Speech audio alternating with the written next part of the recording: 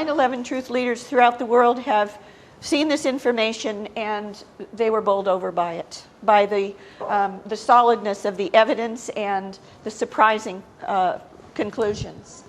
David Ray Griffin, this will transform the discussion of what happened on 9/11. Robin Horden, this changed. Richard Gage, this presentation blew me away, and I could go on, but they're amazing feedback. They keep going. So this presentation is going to cover the review of the major 9/11 truth events of the past year, laying the evidential groundwork to bring the real perpetrators to justice, what happened at the Pentagon and didn't, and why it mattered. All right, the next slide. The Project for New American Century, of course, called for, people don't know, that the, what I call the PNAC Manifesto was published exactly a year before 9/11, September 11th, 2000. Now, it is my contention that I'm going to support here that only an attack on an iconic national military facility like Pearl Harbor would have turned the 9/11 attacks into a new Pearl Harbor. The World Trade Center attacks would not have been sufficient. It would have been seen as a bigger World Trade Center 93 attack or a bigger Oklahoma City. And both of those attacks had been handled perfectly well by the civilian court system. And of course, the neocons wanted for that not to be the case. They wanted us to be able to say that we were at war in order to domination agenda and their domestic surveillance state. Bush actually said it was the Pentagon attack. He said it publicly over and over. That made it war in his mind. He was the president, after all, with Article II commander-in-chief powers.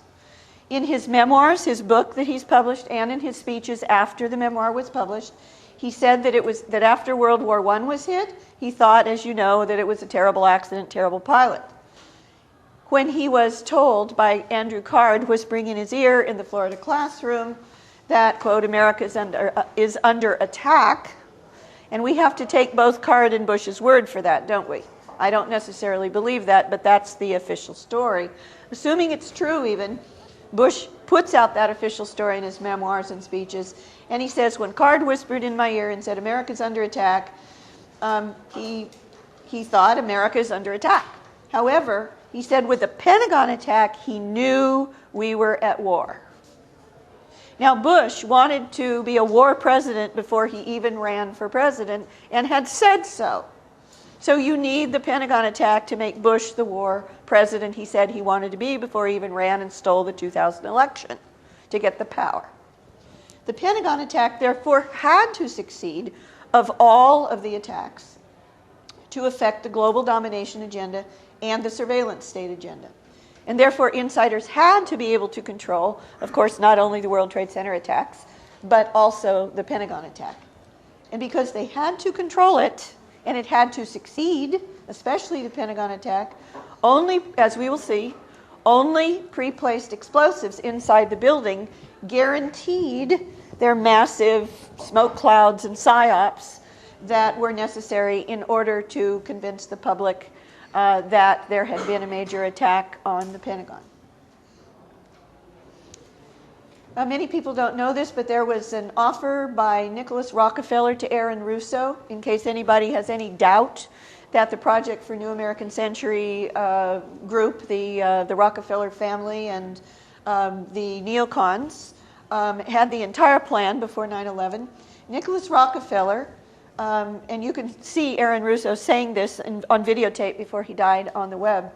Nicholas Rockefeller, whose family built the Twin Towers, told film producer Russo in September 2000, exactly when the PNAC Manifesto was being published, quote, there's going to be an event, and out of that event we're going to invade Afghanistan so we can run pipelines through the Caspian, so we can go into Iraq and take the oil and establish bases in the Middle East to make the Middle East part of the New World Order. That's pretty clear. And in my relationships, he continued to tell Russo, with some of these people, I can tell you that's as evil as it gets. This is a truly evil plot. It's not just these are not just bad people. This is a diabolical plot. He also told Russo that if he joined them, went along with them, that Russo would be spared the police state domestic U.S. measures that would then be imposed upon the rest of the American public, i.e. all of us here in this room. To get their new Pearl Harbor, the Project for New American Century signatories had to steal the election. They had to make George W. Bush, who said he wanted to be a war president before he even ran for office, he had to make him president to become a war president. And they, in fact, stole the election, as you know, in Florida, where George W. Bush's brother, Jeb, was governor. And then, once they stole the election with the Florida votes, stopped counting them, then there was the unconstitutional decision in Bush v. Gore, in which the election was further stolen by the Republican plants in the Supreme Court, who completely violated the explicit letter of the Constitution that makes it clear that only the House of Representatives can vote to break a tie, basically, or overcome a conflict in a presidential election. Instead, the Supreme Court called the election. And who did that, who argued that, but Ted Olson, and this is linked to the Pentagon attack because it's his wife, Barbara Olson, who was allegedly on the Pentagon plane, and according to the official story, which David Ray Griffin has proven is false, that Barbara Olson's alleged phone calls to her husband, Ted Olson, who argued Bush v. Gore, which stole the election, which made Bush the president, the war, and 9/11 made him the war president. Barbara Olson's cell phone calls simply did not happen. And we now have that from the FBI in the Moussaoui case, saying that they lasted 0 seconds, i.e. they were attempted but never got through. And this has now been confirmed by American Airlines and the Pentagon. This is per David Ray Griffin's research. So Bush planned on being a war president before even running for office. With Bush's election, the signatories of the Project for New American Century Manifesto, led by the Rockefellers, one of whom told Russo everything they had planned exactly a year before 9/11, as the PNAC manifesto came out, then became the United States government. You're going to see that slide in a moment. I've looked at all of the Project for New American Century manifesto signatories and participants. There were 2 levels of participation, and they literally became the United States government. Every single position needed to carry out, to plan, carry out, and cover up the attacks of 9/11. And once in power, again, only the Pentagon attack guaranteed Bush becoming the war president that he had said he wanted to be before even running. This page continues on down. These are simply the names of the signatories and participants in the PNAC manifesto signed a year before 9/11 who took over the United States government, just one after the other in their positions. Only the Pentagon attack enabled "We are at war." Now, this is interesting. This is a very important photograph that was on the Washington Post website the day of 9/11, just after the attacks. And they've already got their propaganda poster ready behind the General Zaner of the National Security Agency. And what's important about General Zaner, who was quoted in the Washington Post with "We are at war" behind him just immediately after the attacks, is that he headed the National Security Agency's unit that had surveilled all of the calls from al-Qaeda's global communications headquarters in Yemen for at least a year and a half or 2 years before the attacks. They knew absolutely everything about the plot. The new Pearl Harbor and war memes were pushed by the mainstream media as the attacks were literally underway.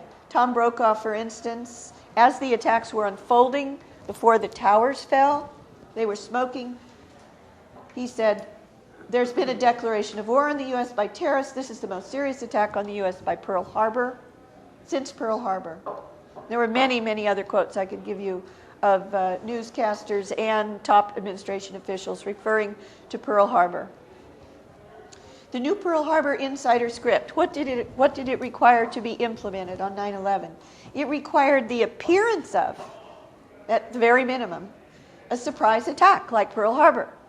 You know, that was the most important thing, with Condoleezza Rice and Bush and Cheney and everyone going on TV and saying, "We couldn't have imagined it." That was a way of saying it was a surprise.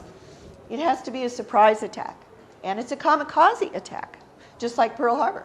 Except on 9/11, the script was planes would be used as weapons against buildings instead of against ships. This is a Pearl Harbor script.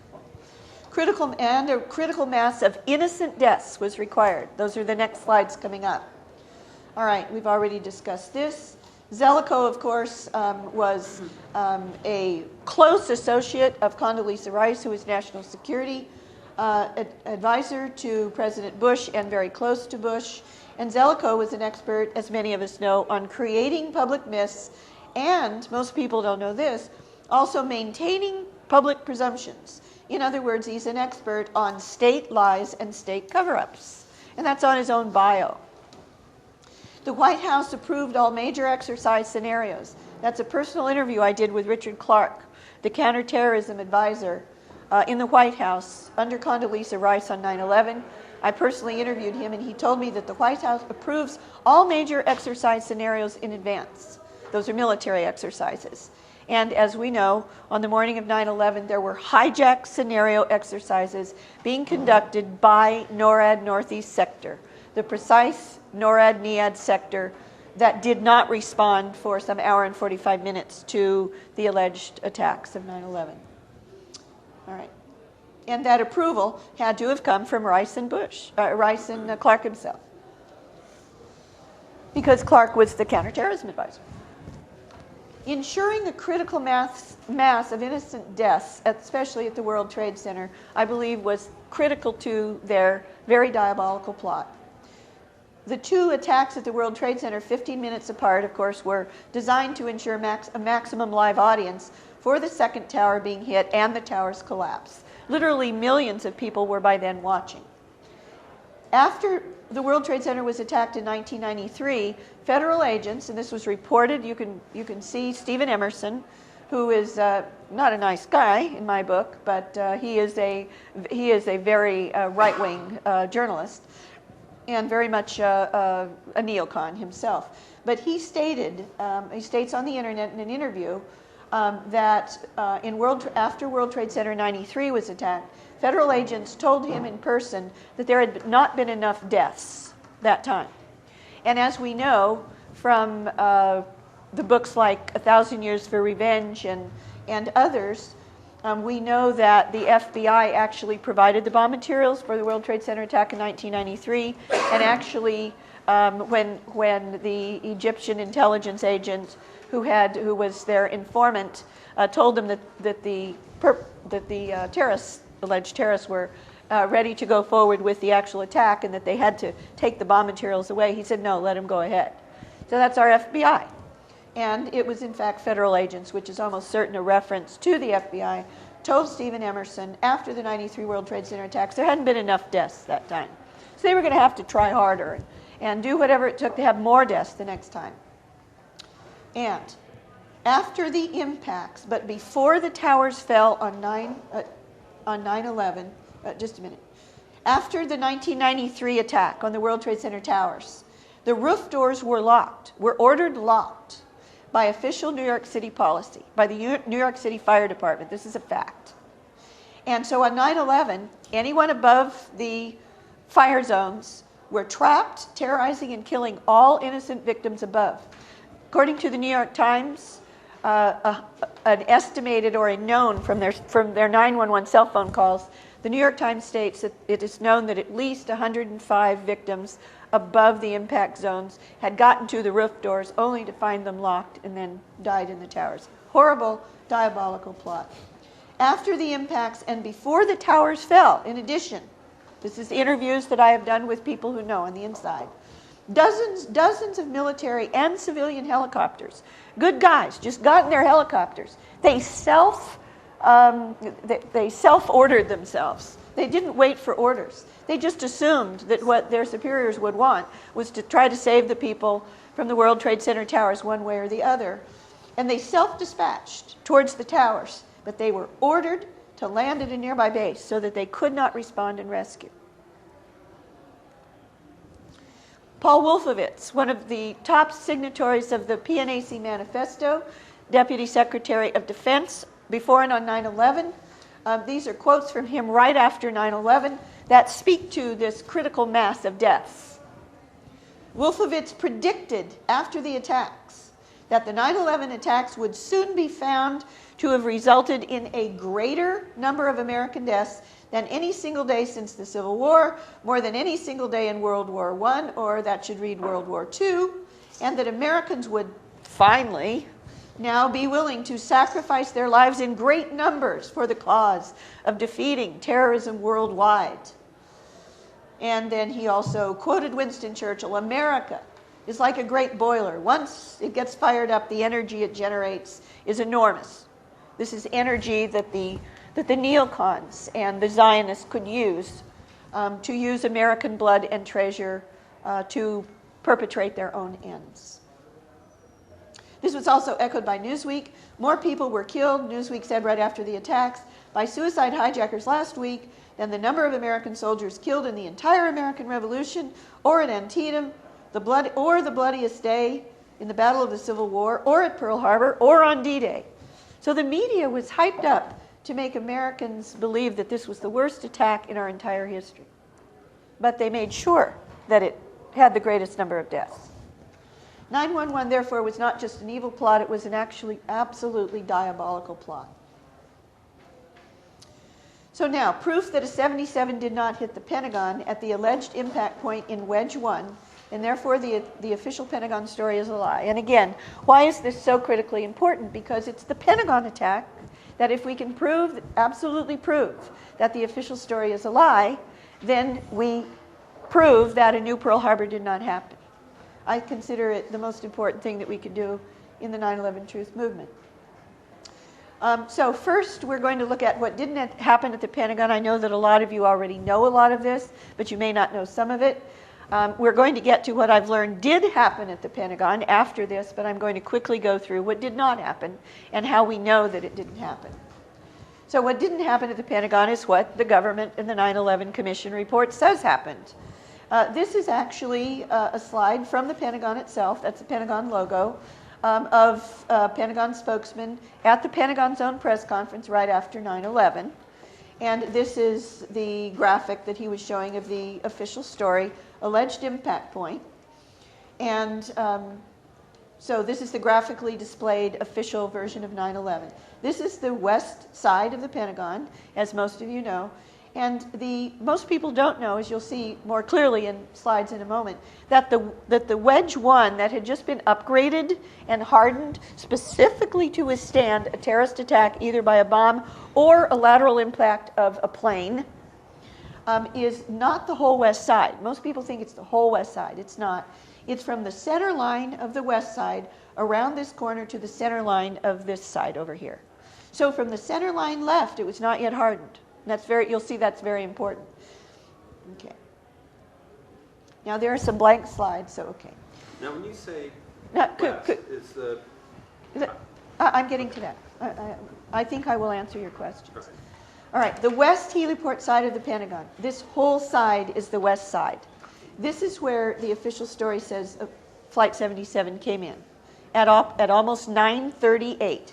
The official story says Flight 77 came in almost to ground level, did 95% of its damage on only the first floor, which is only 12 feet high to the ceiling, only about 5% on the second floor, according to the Pentagon Building Performance Report itself, totally physically impossible, came in at about a 45-degree angle and hit way over here in the Wedge 1 that had been hardened specifically to withstand such a plane impact or a bomb or both. Okay? Now, this whole west side, however, from the center, because we're looking this way, this is actually the center line, where the heliport is. There's an H here. The Pentagon has its own heliport, and this little building, this photograph, the aerial photograph was taken before 9/11, but shortly before.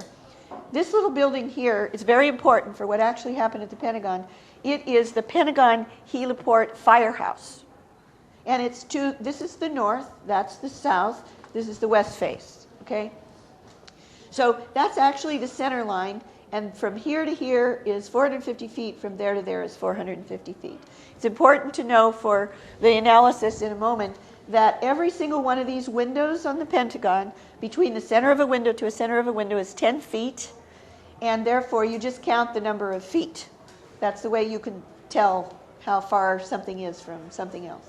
All right, so this is the center line right here, and so the heliport firehouse, right above it is a little tiny building on the roof of the heliport firehouse where they had the fire engines, and on the roof was the heliport air traffic controller, where actually 2 air traffic controllers were looking out because the VIPs, the president, the vice president, Rumsfeld, Wolfowitz, they liked to go in and out, directly in and out of the Pentagon on helicopters, and then they would go to Andrews Air Force Base from there, so they didn't have to drive back and forth from the Pentagon. And most people also don't know that on the morning of 9/11, until the attack started happening, when Bush was in Florida, he was pre-scheduled to arrive at that heliport between noon and 12:30. Most people don't know that. That turns out to be extremely important. All right. So that flat side faces. I think we need questions on a mic. I'm not sure. Do we need questions on a mic, or can you hear it? Switch back and forth and wait for questions later. Yeah, I would appreciate questions later. I think I'm going to answer your just pretty detailed presentation. All right. What I've done here is actually. This says properly scaled, but when you actually count, if you count 10 feet for each one of these windows, this graphic, which is very famous in the 9/11 Truth Movement, it's in Plain Sight by Dave von Kleist and a number of other films and on the web. This plane is much larger. It's not properly scaled. A 757 would not be this large. But the point is that this does show where the official story says how low the plane was, which is absurd. And this is even a better photograph. The official story actually states that a 757 going at approximately 560 miles an hour, according to the alleged flight data recorder of the plane, was literally coming in at almost parallel to ground level, and 90 to 95% of the damage on the alleged inside penetration path was in the first floor, which is only 12 feet to the ceiling. Now, you're going to see why that is physically impossible. First off, a 757's massive 6-ton steel and titanium engines extend 9 feet below the bottom of the fuselage.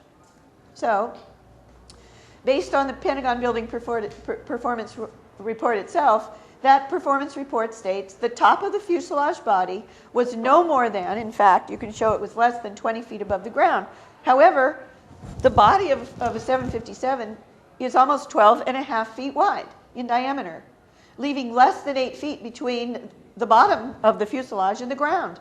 But the engines extend 9 feet below. The engines would have had to have gouged the lawn.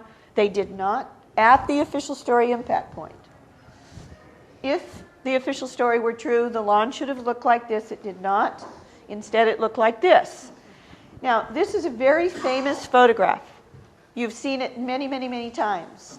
People who claim that no plane was destroyed at the Pentagon always use this so-called pristine lawn photograph to prove that. I'm going to show you that that is false, that there was a plane destruction at the Pentagon, just not where the official story says and not when the official story says. So the official story claims that Flight 77 came in over that lawn, right above the lawn, should have scraped its titanium and steel engines over that lawn, which isn't the case, went in at a 45-degree angle right there, that its right wing hit this diesel trailer and caused this huge smoke cloud to go up, and then plowed into the wall and went in 3 rings, popped its nose or some part of the plane out of the 3rd ring in the C-ring, so-called C-ring exit hole. That is the official story. Now, this is just a blank, okay. Now, one of the ways that you prove that the official story, there are many ways to do it, is a complete lie, is that the, whatever actually, the first violent event at the Pentagon, I've known for years and years, since about 2002, stopped multiple Pentagon clocks, multiple Pentagon wall clocks, very close to each other and way before the official story says Flight 77 got even close to the building. The official story says that Flight 77 impacted the building at 9:37 and 46 seconds, almost 9:38. However, this clock is stopped at 9:32 and 30, basically 9:32 and 30 seconds. This one, depending upon how you read it, 9:31 and 40 seconds. These clocks are independently set. And this one is the important one, as you'll see. It's from the heliport, that little heliport firehouse. Turns out to be very, very important because this clock was stopped outside the Pentagon proper. This one was stopped inside the Navy section of the Pentagon, which is way in. It's not even in the first ring in, it's in the second and third rings in. Believe it or not, the heliport clock, which turns out to be critical, is actually stopped at 9:32 and 30 seconds by some violent event. We're going to see what it was. Is actually in the Smithsonian Institution's official 9/11 exhibit. There it is. And it's just to the left. You can go and see this very exhibit today. Just to the right of it is Ted Olson's phone, on which he allegedly spoke to his wife Barbara Olson, on which those cell phone calls we know did not happen. So both of these objects are related to the Pentagon attack. There's another blank screen. All right. There are multiple witnesses. I asked myself, so some violent event stopped the heliport firehouse clock at 9:32 and 30 seconds. What was that event? I went looking for it. And I found it. It was very easy to find it. Once you ask the right question, then you can get to the right answer. Multiple witnesses stated that a white low-flying plane approached the Pentagon on a south of Navy Annex, south of Sitco Path. In other words, on the side that the official story says Flight 77 came in on, but it didn't. And that white plane, that early white plane, hit, dragged, or scraped its left wing at or near the helipad just before bursting into a huge fireball. And as all American Airlines plane bodies, civilian airliner bodies, are polished aluminum, they are silvery. They are definitely not seen as white. So, if there's a plane that came in and something happened to it at the heliport or near the heliport at 9:32 and 30 seconds, 5 minutes and 16 seconds before the official story says Flight 77 was anywhere close. In fact, it was like 70 miles outside of Washington, D.C. then. Even if it was Flight 77, it could not have been even an American Airlines plane. Witness Jim Sutherland saw a white twin-engine plane with multicolored horizontal stripes like an American Airlines airliner would have, flying at estimated 50 feet above, coming in almost parallel or straight line approach over 395 towards the building. Two of the three Pentagon heliport firefighters, that little firehouse that I showed you to the left, which is to the north, on the west face, but to the left, going north of the midline, to the left or north of the heliport pad, the helipad. They were in the firehouse, and one of them, Alan Wallace, had, because they were then expecting Bush to arrive at the heliport, and in case there was a crash, they always pull the fire trucks out and park them outside so they would be ready. He had just opened the big door of the heliport firehouse, pulled the fire truck out, and backed it with its back to the wall, the west wall, facing out perpendicular with its back to the wall and its front out. And he and the other heliport firefighter, his name is Mark Skipper, were, if this is the west wall, and this is the heliport, and that's the heliport firehouse, they had just parked their fire truck here, parallel to the wall, as you'll see in a moment in the photograph, to the firehouse, and had just gotten out and were walking along the side, between the side of the fire truck and the heliport firehouse on their right, the truck on their left, when Alan Wallace states very clearly in his public statements that he has published, he says, "I looked to my left." He emphasizes left. Left would be to the south path, not the Citizens Investigation Team north path, witness path, the south path. He said, "I looked to my left and saw a white plane," there's the white plane again, "approaching the heliport, the helipad, and exploding into a fireball right next to the firehouse, which would have actually killed them had they not seen it." They guesstimated, even though it was coming at that 45-degree angle towards them, they guesstimated when they saw it, because they couldn't see it until they got just beyond the nose of the fire truck, they looked to their left, and oh my God, it was about 200 to 250 feet away, coming straight towards them. And they ran. and they did survive. One of them jumped under a van just on the outside of the heliport firehouse. Another one, Skipper ran further out on the lawn and just jumped. And they both did survive. They were burned, but they did survive. Okay. It came on a south of Navy Annex path. Wallace emphasized it came to his left, as we've seen. He said, like the other witnesses, that it was white, a white plane. He emphasized a white plane with 2 horizontal colored stripes that appeared to him to be orange and blue, but were probably red or red, orange, and blue, intended to simulate an American Airlines airliner, to pretend, to fake people out, to believe it was an American Airlines airliner. To avoid being hit by the white plane, Alan Wallace, one of the 3 heliport firefighters who were on duty from Fort Myers that morning at the heliport firehouse, pending Bush's expected arrival between noon and 12:30 at the heliport at the Pentagon, he ran towards the outer wall of the heliport to cover under the van. Immediately afterwards, after the fireball, he came out from under the van, looked around, and he said, this is in his published statement, everything was on fire. The grass is on fire. The building is on fire. The firehouse is on fire. There was fire everywhere. Areas of the blacktop, meaning the helipad, were on fire. There was debris everywhere. This is obviously whatever this plane hit its left wing, exploded. What he calls debris, I'm almost certain, is plane wreckage debris. The trees were on fire. The back end of the fire truck that he and Mark Skipper had just parked facing with his back to the Pentagon was also on fire. Inside the firehouse, whose door was still open, having just brought the fire truck out, this huge pressure wave from this explosion, I believe, of the white plane, what else could it be, also caused the heliport firehouse clock to fall off the wall and stop. And that's the clock that stopped at 9:32 and 30 seconds. Inside the heliport firehouse, the 3rd fireman, who was still inside, Dennis Young, he said that the firehouse was filled with smoke and debris, that the ceiling crumbled. Even the official Pentagon report called Pentagon 9/11 states that the fireball and the pressure wave may have actually gone into the firehouse through the door that was still open. Now this is a photograph. This is a very important photograph to see. This is a photograph. This is the firehouse. The heliport is out here. The official story impact point is way down here to the south. That's to the north. This is the west wall. Here's the south edge of that heliport firehouse that goes like this with a heliport air traffic controller perch on top of it. This is exactly what Alan Wallace and Mark Skipper said they saw. The trees are burned.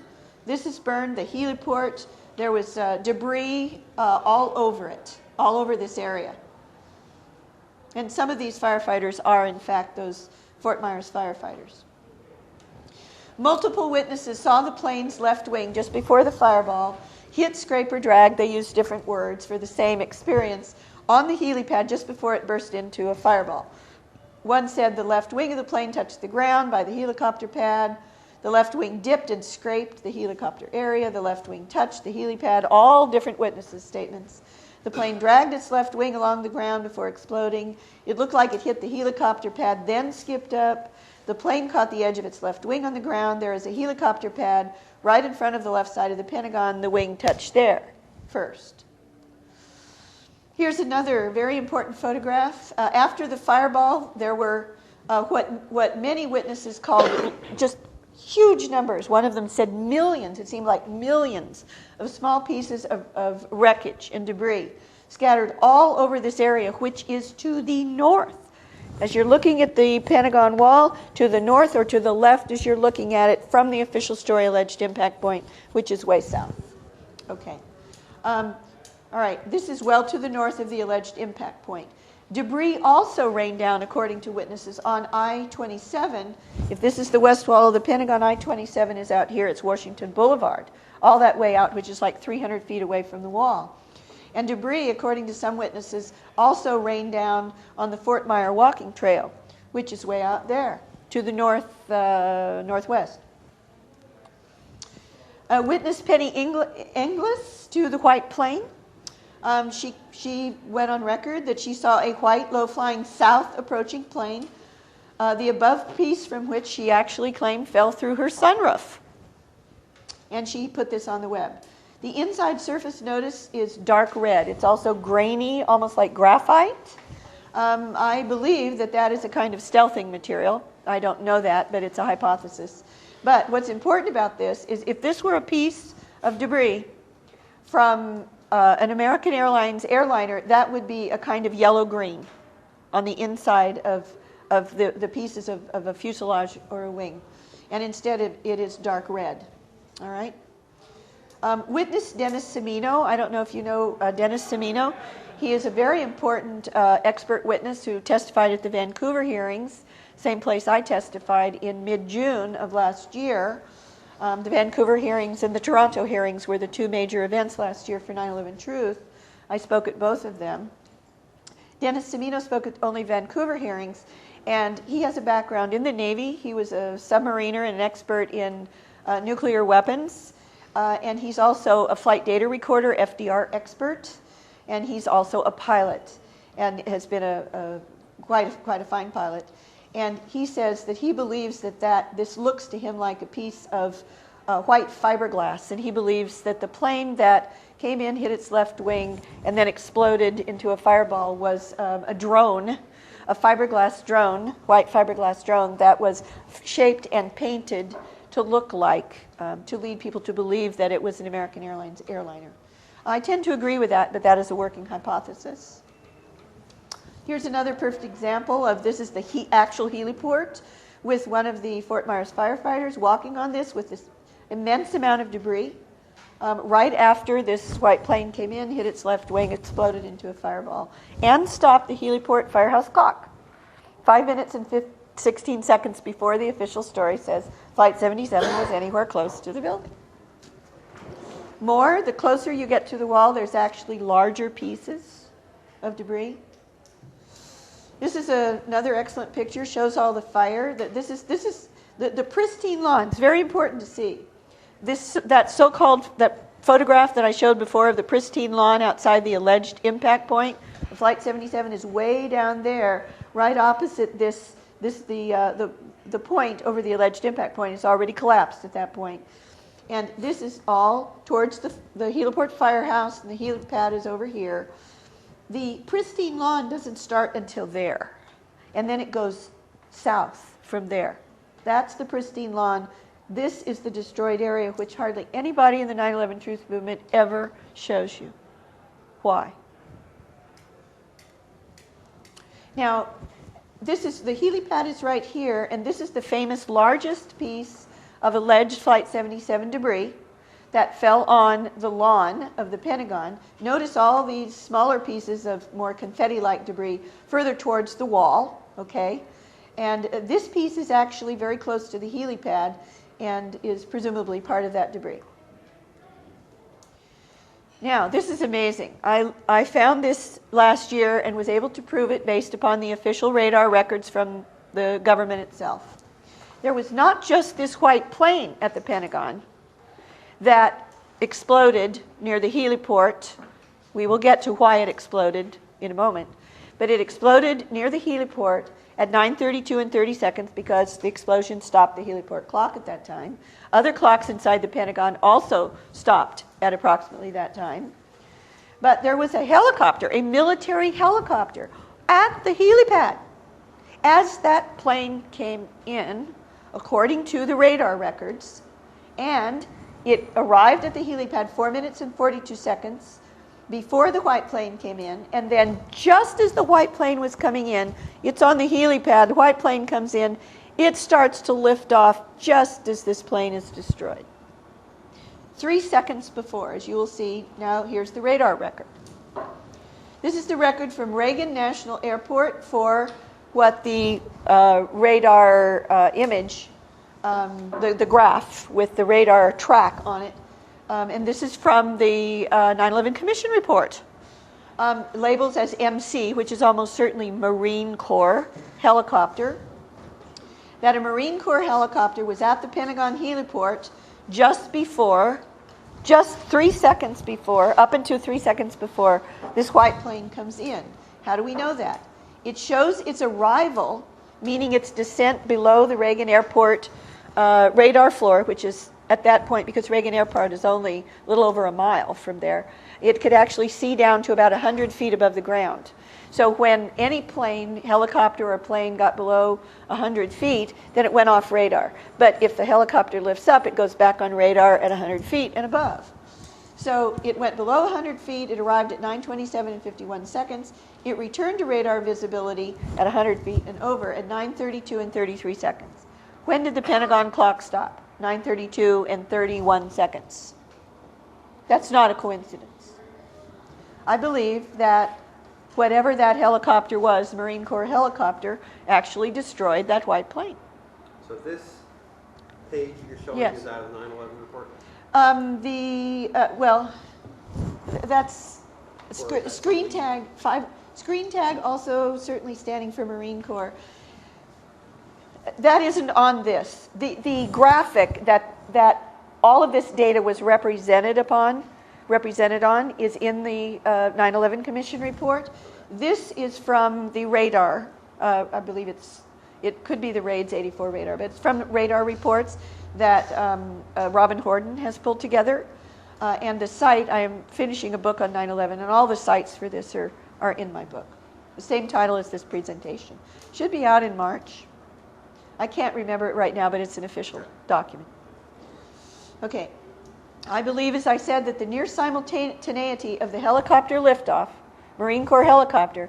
Now, there's reason to believe that that was Marine Corps 1. In other words, the president's helicopter. Because Bush was expected to come in. Okay.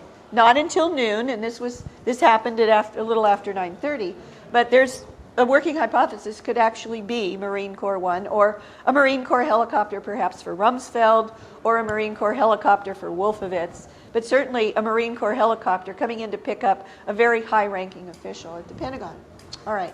So I believe that the effective simultaneity within 2 to 3 seconds of the helicopter lifting off from the area of the helipad and the white plane coming into it and being destroyed into these confetti-like millions of pieces before it was able to hit the wall just beyond the helipad is not a coincidence. And in fact, most people don't know this. You'll find this in David Ray Griffin's more recent books. Naval historian John Sherwood U.S. Navy historian John Sherwood told a very important Pentagon eyewitness, Jeffrey Mark Parsons, who himself was a helicopter pilot, happened to be, who was in a hotel beyond I-395 looking at the Pentagon from the 17th floor. The naval historian John Sherwood interviewed him because he was an eyewitness and for the historical record. And Sherwood, the historian, told the witness in their interaction during this interview that a helicopter was sent to the Pentagon by the White House to prevent the incoming plane from going into the Pentagon, which is precisely what the near simultaneity of the radar record and the eyewitness testimony of the white plane coming in actually totally 100% supports. This is witness Jeffrey Mark Parsons himself from the 17th floor of his hotel across I-395. This is quite amazing. He saw a helicopter well before the white plane came in, flying like a bumblebee in this strange erratic pattern, like it was trying to avoid something, being hit maybe by a missile, who knows, but flying in an erratic pattern between close to his hotel and over to the heliport area and coming back. And then he said it finally disappeared from his perspective where he knew the helipad area was, and shortly after that, then he left his window. And within just a few minutes after that, and we know that it was about 4 minutes and some seconds from the radar record, he said in just a few minutes after that, there was this big explosion. He went back to the window, saw this fireball smoke cloud. So that completely confirms the other witnesses. An Air Force witness to CNN's Chris Plant. Chris Plant went on mainstream television as the Pentagon attacks were happening. He said, I was told by one witness, an Air Force senior enlisted man, that he, the enlisted man, was outside when it occurred. He said he saw a helicopter circling around the building. This is similar to Parsons' language. Okay, so the next slide. Yet further evidence from true experts, pilot experts, that the official story trajectory, again coming in parallel to the ground, 95% of the alleged impact damage to the first floor, which is only about 12 feet to the ceiling, proof that that cannot be true, that it is physically impossible, that the official story alleged trajectory of any 757, Flight 77 or otherwise, at the claimed speed of over 500 miles per hour just above the ground is physically impossible. It is totally, this is a quote from Air Force and commercial airline pilot Russ Wittenberg. It is totally impossible, physically impossible. A 757 could not possibly have been flown at those official story speeds without going into a high-speed stall. The airplane won't go that fast when you start pulling those high-G maneuvers. That plane would have fallen out of the sky long before, he claims, it got anywhere close to the ground if it was truly a 757 going at the speeds that the alleged flight data recorder said it was. This is even a more important quote. Certified Top Gun U.S. Navy pilot Ralph Kolstad, whom I personally interviewed. He has over 26,000 flight hours, including 6,000 flight hours in Boeing 757s for American Airlines, including the physical planes that flew as Flight 77 and 11 on the morning of 9/11. He states, after reviewing the evidence, I could not have flown it the way the official story flight path was described at the Pentagon. I was a Navy fighter pilot and an air combat instructor and have experience flying low-altitude, high-speed aircraft. I could not have done what these alleged hijacker beginner pilots, what these beginners did, or was claimed that they did. Something stinks to high heaven, unquote, about the official story. Now, I discovered this, and I think this is extremely compelling evidence that a Flight 77 or any Boeing 757 could not possibly have done what the official story says. This is yet another reason.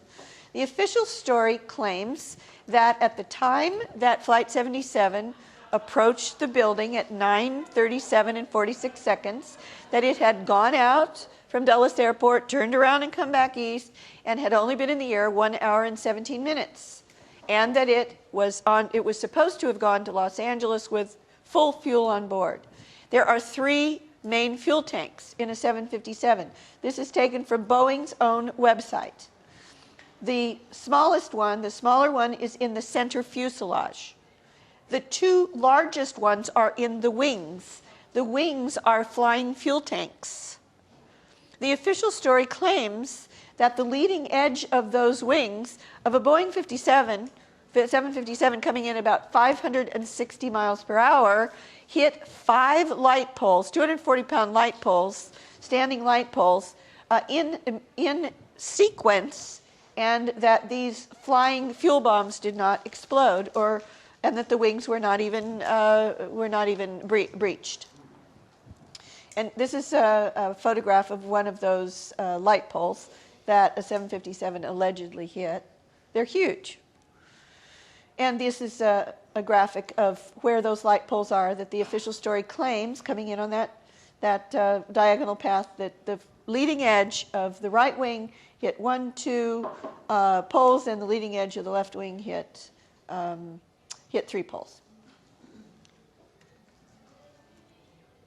Certified Top Gun Navy pilot Ralph Kolstad again. This is an interview with me that I recorded. If a 757 hit a light pole, even 1 light pole, going at that high speed, it would have ripped open the wing's fuel tank, and that wing would have erupted into flames, into a fireball. That's before it even got to the wall. The wings and probably the entire plane with them would have been destroyed before it could even get to the building, unquote. When the leading edge of the wing of this jet hit just a single light pole, it sheared the wing off. This is an actual event. Sheared the wing off, spilled jet fuel and wreckage over 100 feet, and crashed the entire plane. When this happened, the same thing happened to a larger, that was a smaller plane than a 757 you just saw. But when this happened, hitting 2 light poles to a larger airliner, similar in size to a 757, which was in Detroit in 1987, 18 feet sheared off the left wing when it hit 2 light poles in a row going at only 222 miles per hour versus Flight 77 allegedly, one of its wings hitting 3 light poles and the other 2 light poles without any kind of problem to the plane, that it made it all the way to the wall without exploding first. 18 feet sheared off. The 18, well, where yes, it hit the pole 18 feet in from the tip, yes. Okay. And it completely just severed it like a knife cutting through butter. Did that cause a big fire? That wasn't stated, so I don't know. I don't know. Yes, I'm trying to find out. Good question. The question was, did it in fact cause a fireball? Did it cause a fireball? I don't know. But don't forget, don't conflate two things. We're talking about the official story and a 757 that would have fuel in the wings at the official story alleged impact point down south of the center line. The white plane, according to Cimino from the evidence, did not have, it was a drone, a fiberglass drone that had no fuel in the wing tanks. If it hit the poles, it could have done what you see to the poles, deflected it over to the heliport, and then I think they actively destroyed it before it hit the wall. Okay, now even if a 757, the official story allegation, had gotten through 5 light poles in a row without already exploding or crashing before it got to the wall, which Kolstad said it would have, for sure, after hitting only a single light pole, not 5, and gotten through those 6-foot-high spools without knocking them over, which the photographs say they weren't, a plane the size of a 757 even could not have penetrated the newly hardened outer wall. Why is that? That wall, this is a graphic from the Pentagon Building Performance Report showing the hardened wall. It was 2 feet thick. It had been specifically hardened in many different ways over the previous year or so to specifically withstand truck bombs like Oklahoma City, in the wake of Oklahoma City, truck bombs, bombs at the wall, and high force lateral impacts, i.e. a plane impact. Because the Pentagon was always worried that some plane, even inadvertently, would have a mechanical problem from Reagan Airport, only a little over a mile away, and accidentally crash into the wall and kill a bunch of people. So it also had a Kevlar mesh, like a bulletproof vest, that was inserted into the wall itself. So the wall, the new wall, including where the official story says a plane penetrated that outside wall, the wall was specifically designed to prevent that penetration. It was like a huge bomb and plane-proof vest. Now, all right. This is an example of what a flying Canadian goose does to the nose of a plane. Many people don't know, but the nose of a plane is very lightweight material because that's where the navigation equipment is, and it's very easily destroyed, even by a single flying Canadian goose. Now we're going to see what happened to the nose of a large airliner about the size of a 757 when it hit a completely non-reinforced wall, far thinner than the Pentagon's, going at a mere fraction. I think this is only about 88 miles per hour of the speed claimed for Flight 77. Now, the point of these last few slides is that I believe the evidence shows that even if the official story were true, Flight 77 hit the wall at column 14 on wedge 1, it wouldn't have gotten through the wall. Summarizing so far, the official story claims that after striking 5 light poles in a row, the leading edge of the wings, and somehow making it through that newly hardened wall, specifically designed to prevent a plane impact or a bomb or a terrorist attack succeeding, without any of its fuel wing tanks exploding or the wings flying off. There were no wings found outside the Pentagon. The official story claims that the plane, after getting through the wall, which is here, this is coming into the building, after it got through the wall, then and only then did the fuel in the wing tanks explode, which is absurd. And the official story claims, this is from the Purdue University simulation, the official story claims that the plane had to got in somehow through that newly hardened Kevlar reinforced and steel reinforced wall, 2-foot thick wall, and only after it got inside that it was progressively shredded, and that somehow all of this progressive shredding through these still standing columns in the way, that it somehow created itself into a quasi-liquid fuel and debris slurry.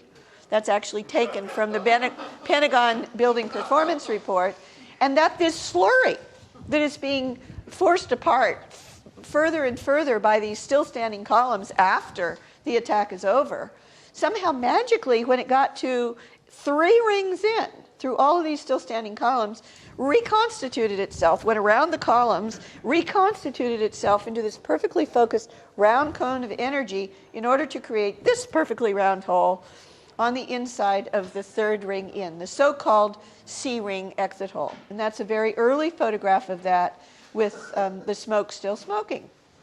All right. And the official story claims that somehow that quasi-liquid slurry, after the plane got inside, and these are all these little squares here from the Pentagon Building Performance Report are still standing columns, that it somehow, in spite of its being dispersed and then came back together in a perfect cone, that it was able to burst this the C-ring exit hole, perfectly round exit hole, of about 12 to 16 feet in diameter, despite the fact that Dwayne Dietz, who is the former NASA Director of Research Engineering and a top 9/11 researcher and activist and speaker from San Diegans for 9/11 Truth, he's analyzed the Pentagon Building Performance Report's own graph, showing that there is no possible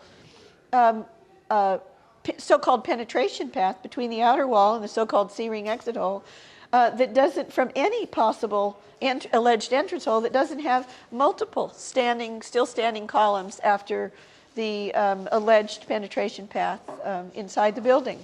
It's just completely absurd. The official story talked about the time of the I'm going to hold questions because we're doing a tape, if it's all right. Okay.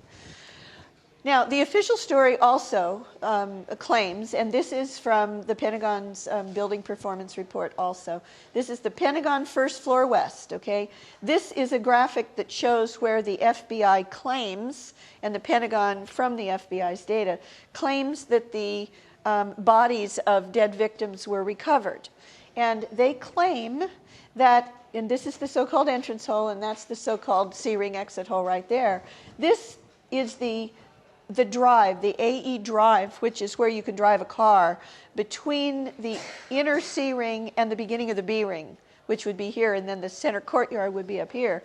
The official story actually claims that after this plane somehow got through that newly hardened wall designed to prevent any plane from getting through, that this penetration path, this destruction path, that the victims, that there were at least 30 victims, if not more, that ended up, all of their bodies, in a pile outside that C-ring exit hole. Wow. But those are supposed to be bodies, including both people from inside the building and from the plane. Those inside the building are blue, I believe, and the orange ones are from the plane, or vice versa. So if we go back and see that C-ring exit hole, of course, well, that's after, but you'll see another photograph. This is after they've cleaned it up a bit outside. Okay. Let's see. Okay, yes. All right. We have to go back a little bit. We have to go back quite a bit. We haven't seen these forwards there. We have to go back quite a bit. Oh, I'm going forward. I apologize. I apologize. Okay. All right. So anyway, this is the official claim, that there were dozens and dozens of bodies that spilled out of that so-called C-ring exit hole, including passengers from the plane. Well, by an amazing coincidence, in the Pentagon rubble, the government, the Pentagon itself, claims that there just happened to be, this is their official story, 5 unidentified remains that it assumes were hijackers, which happens to be, assumes were hijackers, but can't prove it, even though the Pentagon's own autopsy report says there were no Arab DNA in any of the remains. But the official story claims that the very same number, 5 unidentifiable remains, were found in the Pentagon rubble that it presumes not to be hijackers. And just to be sure that the whole thing would be confused forever, they took those remains, re-incinerated them, and then dumped them in a landfill. But according to the Pentagon's own spokesman, immediately after 9/11 in a Pentagon press conference, you can read the entire transcript on the web, I think it's still on DOD's own website, there weren't any victims or any plane parts of any kind outside the Serene exit hole. And he was sent by his boss there immediately after the attack to take the photographs. His name is Terry Mitchell. He is in the Office of the Assistant Secretary of Defense for Public Affairs, Audio-Visual Division. He went to take the photographs and presumably also videos. We've only seen photographs so far, however. He was given immediate access to that AE drive where the later report claims all those bodies were even beyond the C-ring exit hole. And he answered media questions about a photo of the C-ring exit hole that was put up on the wall at the Pentagon's own press conference on September 15th. This is what he said to media people who were completely confused because they took a look at the picture and they didn't see any evidence of a plane. And he said, in response to a question, there is a hole in the C-ring. They, without saying who they is, suspect that this was where part of the aircraft came through. Although, and then he gives his experience, I didn't see any evidence of the aircraft down there. This pile of the debris outside that C-ring exit hole, where that previous graphic, which was published later, claims that all these bodies were found, he said, the pile of stuff outside the C-ring exit hole in the AE drive here, as he was pointing to the photograph, is all Pentagon metal from office stuff. None of that is from the aircraft whatsoever. Pentagon's own spokesman. As you can see, this is still the quote, they've punched a hole in here. That was punched out by the rescue workers to clean it out, to clean the debris out, and to get any victims out. So this is this round, clean exit hole that he was referring to. And note the words punch out. There's actually the words punch out on both sides. It's easier to see here than there. But this is a very important symbol. It's a circle with an upside down A and a cross across the A. And you're going to see what that symbol represents. Just as he said, this inverted A, this is a close-up, is the International Personnel Rescue System symbol for dead victim removed. The hole was made, obviously, for the exit of Pentagon personnel who might have been trapped inside and for the entry of rescue and cleanup teams going in, just as Terry Mitchell said. And then here, and according to shape charge explosive expert, mechanical engineer Dr. Michael Meyer, who is quoted in David Ray Griffin's books, this so-called C-ring exit hole is the very signature of a shape charge explosive, not of a blunt force impact, like the allegations of the official story. He says it is physically impossible for the C-ring wall, as in the photographs of the C-ring, so-called C-ring exit hole, to have failed in a neat, clean circle like that from a kinetic impact, a blunt force kinetic impact. Physically impossible. And he says, on top of it, that that's what a shape charge explosive result looks like. Now, in addition to the alleged plane exit hole, which is here, so this is one of the Pentagon's own aerial photographs shortly after the attacks. This is the alleged entrance hole, the alleged exit hole in the C-ring, 1, 2, 3 rings in. This is after the wall over the alleged entrance at column 14 has already collapsed. And you will notice that this point, this exit hole, there's a kind of sooting around that exit hole. Well, it turns out that that so-called exit hole is just one of 3 so-called exit holes that the Pentagon itself labeled exit holes in this graphic that it provided to the Washington Post immediately after the attacks, where it, and I discovered this, where it states clearly in this legend that there are exit holes. That's plural. And this graphic, this legend, those are the orange dots, there are 3 orange dots. One, they're labeled 1, 2, and 3. Those are the exit holes. There are 3 of them. And by the way, those were cited by Navy and Pentagon sources. And this is a different aerial photograph of the inside of the sea ring, with the center courtyard being this way and the alleged entrance hole over here. These are the 3 so-called exit holes that are also very clearly marked in this graphic that was published in the Washington Post. That's the one that the official story claims is the exit hole of the plane. And these are the other 2 that are mentioned on that graphic provided to the Washington Post. Now, this is fascinating to me. I put this information out a few years ago when I first discovered it. This is from I'm not going to name who it is on this tape, but this is on the website of someone who claims to be a 9/11 truth researcher. And he has doctored this, the original. He's moved the legend from here to here, and he's changed it to read exit hole. Plain exit hole, singular. He's removed the 2 and the 3, and now there's only 1. So that's a plant. The elephant in the room that, amongst other things, proves the official story false is time. And we've already seen a lot about this. But now I'm going to give you a lot of evidence, overwhelming evidence, that the first violent event at the Pentagon was in fact coterminous with, or even before, the approach and destruction of the white plane that stopped the heliport clock at 9:32 and 30 seconds. There's many other lines of evidence that the official story time is at least 5 minutes too late. Okay? Interestingly, the Army itself, after the attack, did not know the time of the attack. So they asked seismologists, the same seismologist, professional seismologist team that did the analysis of the Richter scales, the Richter scale readings for the World Trade Center attacks and the Pennsylvania attacks.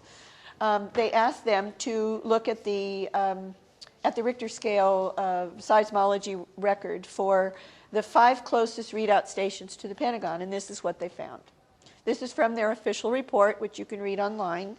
They found no seismic signal for the alleged official story impact time of Flight 77. 0.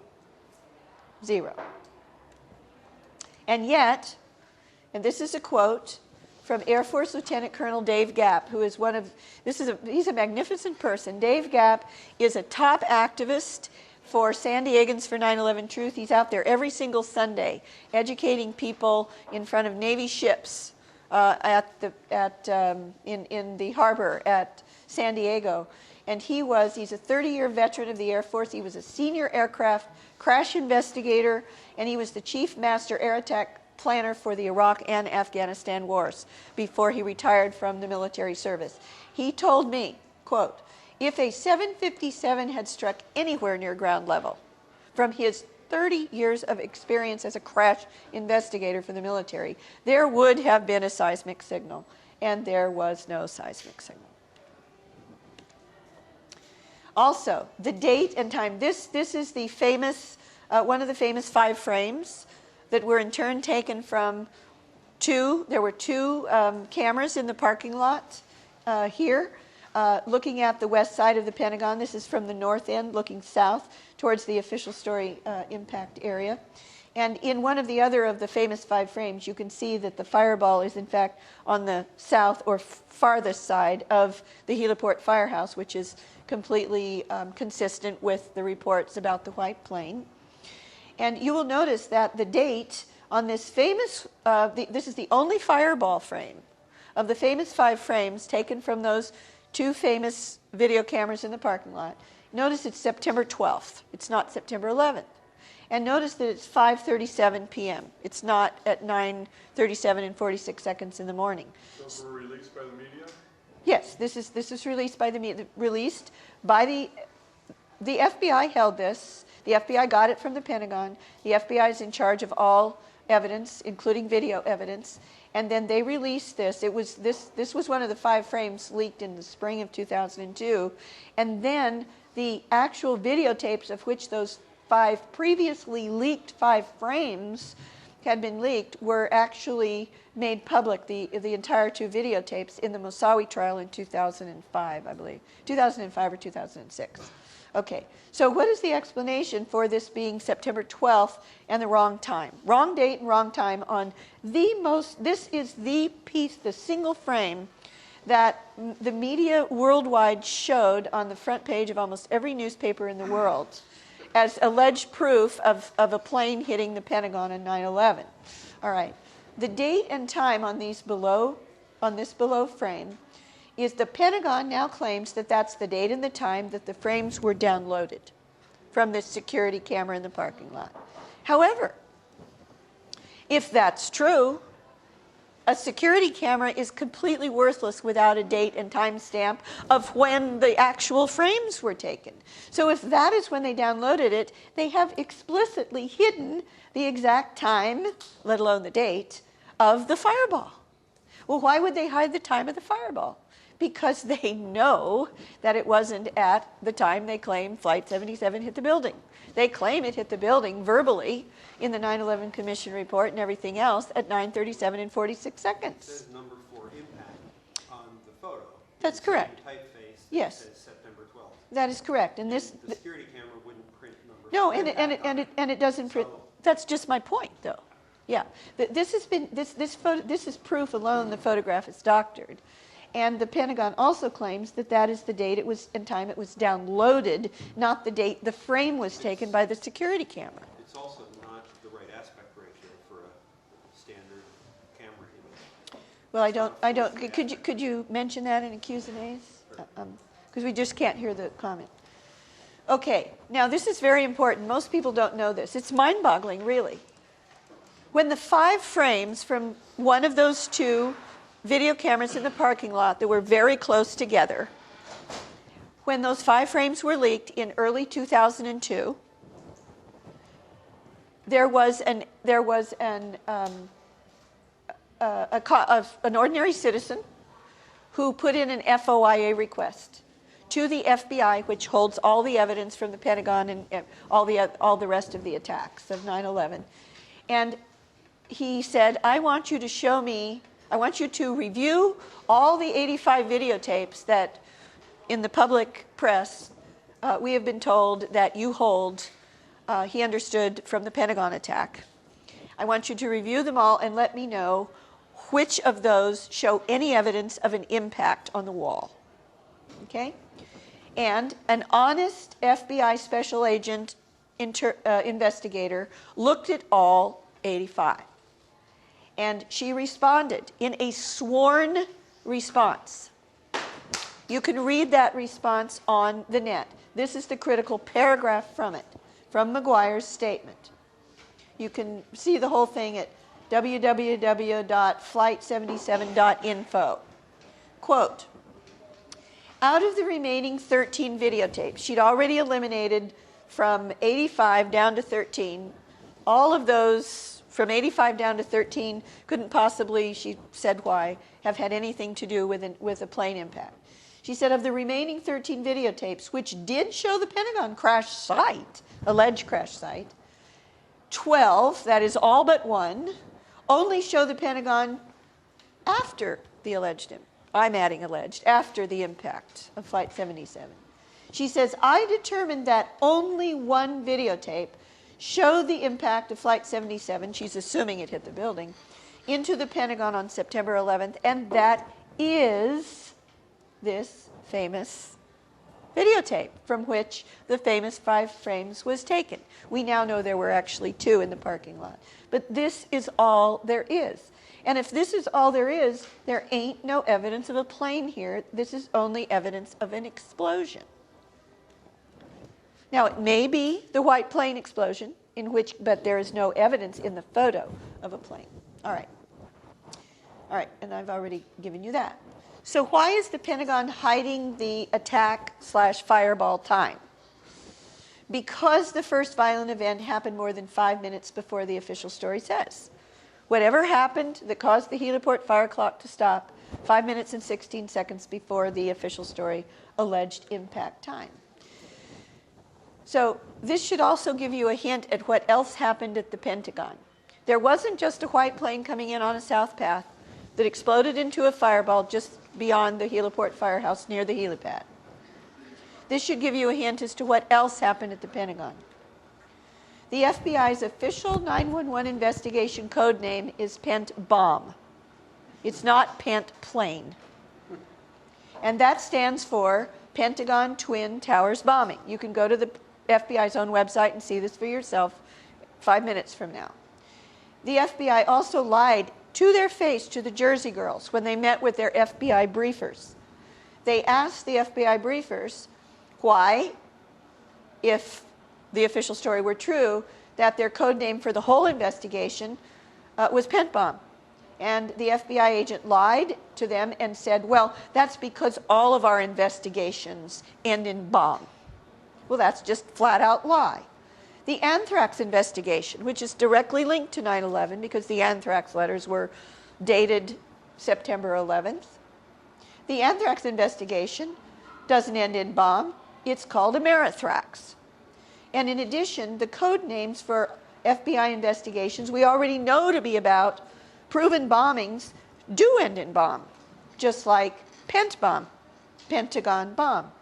An example, the closest example we have, the Oklahoma City bombing investigation code name is Oak Bomb. It's not Oak Thrax or Oak Plane, or Oak Rider Truck or Oak Truck. It's Oak Bomb. Okay. That Pent Bomb is the code name of the entire 9/11 investigation, was reconfirmed directly by FBI Director Mueller himself in the cover story issue 2011. He said in the May 10th issue 2011, quote, the FBI's Strategic Intelligence Operations Center filled to capacity on 9/11 and remained that way throughout Pent Bomb, the FBI's cryptonym for Pentagon Twin Towers and bombing. So there's no question whatsoever that the official code name for the entire federal government of the 9/11 attacks is Pent Bomb. Why bomb? That is because part of the real story at the Pentagon, besides that white plane and the helicopter at the helipad, is inside the building explosives, just as it is at the Pentagon, which has already been proven by David Ray Griffin and Richard Gage and Niels Harrod and Professor Stephen Jones and many others. But before we get to this compelling evidence for inside the building explosives at the Pentagon, first I want to go back to the question of time and what Donald Rumsfeld said. Barbara, I just want to give you the time check. It's 9:05. Yes. I can see the clock. Okay. The first attack at the Pentagon, and there was more than one, that is the first violent event at the Pentagon, was not, as we've seen, at almost 9:38. It wasn't even when the white plane was destroyed at 9:32 and 30 seconds. It was just after 9:30, and it was inside Wedge 2. So if this is the west wall of the Pentagon, there's the center line, there's the heliport, official story alleged impact point down here in the south. Wedge 2 starts to the north or the left of that center line. April Gallup's desk was in Wedge 2. It was not in Wedge 1 anywhere close to the official story alleged impact point. All right. It was in Wedge 2. Wedge 2 E-ring Army specialist April Gallup's wristwatch also was stopped by a major internal explosion. She insists her wristwatch is stopped right at or seconds after 9:30. That's inside the building in the Wedge 2 to the north of the center line. She also says, and this turns out to be extremely important later, that this huge explosion that almost killed her and killed many other people around her happened literally as she hit the on button on her computer. Why is that important? She says that the only fires she saw as she tried to escape through the rubble after that explosion, as she hit the on button on her computer, were fires coming out of the Army area computers. The first, okay, Fires coming out of the computers. That has been published in David Ray Griffin's books. All right, also this is evidence that the other converging consistent lines of evidence, besides the stop clocks at or shortly after April Gallup stopped wristwatch at 9:30 or thereabouts, The stop Pentagon heliport clock stopped right after 9:30. Other inside the building clocks, I've already shown you the photographs from the Navy area, stopped a little about 9:31 and 40 seconds. This is also, these first media reports, even mainstream media reports, were not that the Pentagon would see it close to 9:38, which is how the official story solidified, but just after 9:30. So Reuters, USA Today, New York Times, US News and World Report, they all originally said in the very earliest reports that the Pentagon was attacked at about 9:30. Official testimony and records also say that the official attack was right around 9:30, much earlier than the official story. White House counsel and later Attorney General Alberto Gonzales said in an official taped lecture at the Naval Postgraduate School, which tape I have, quote, the Pentagon was attacked at 9:32. That Pentagon heliport clock stopped at 9:32 and 30 seconds. The FAA's official initial timeline said the Pentagon was attacked at 9:32. Denmark's foreign minister, about to be foreign minister, on 9/11 was in Washington, D.C., looked out a plate glass window to the direction of the Pentagon and saw the smoke cloud, the big smoke cloud, start to go up, and looked at his watch and said it was between 9:30 and 9:32 and 9:34 from his recollection. Again, couldn't possibly have been as late as 9:38. So if the Pentagon was really attacked right around 9:32, you would expect that there were major Washington, D.C. area official reactions immediately after that, not waiting until after about 9:38, which there were, lots of them. I'm going to have to go through these slides a little bit faster than I would like to, but you can see all the slides. Give me your email. I'll send you the PowerPoints.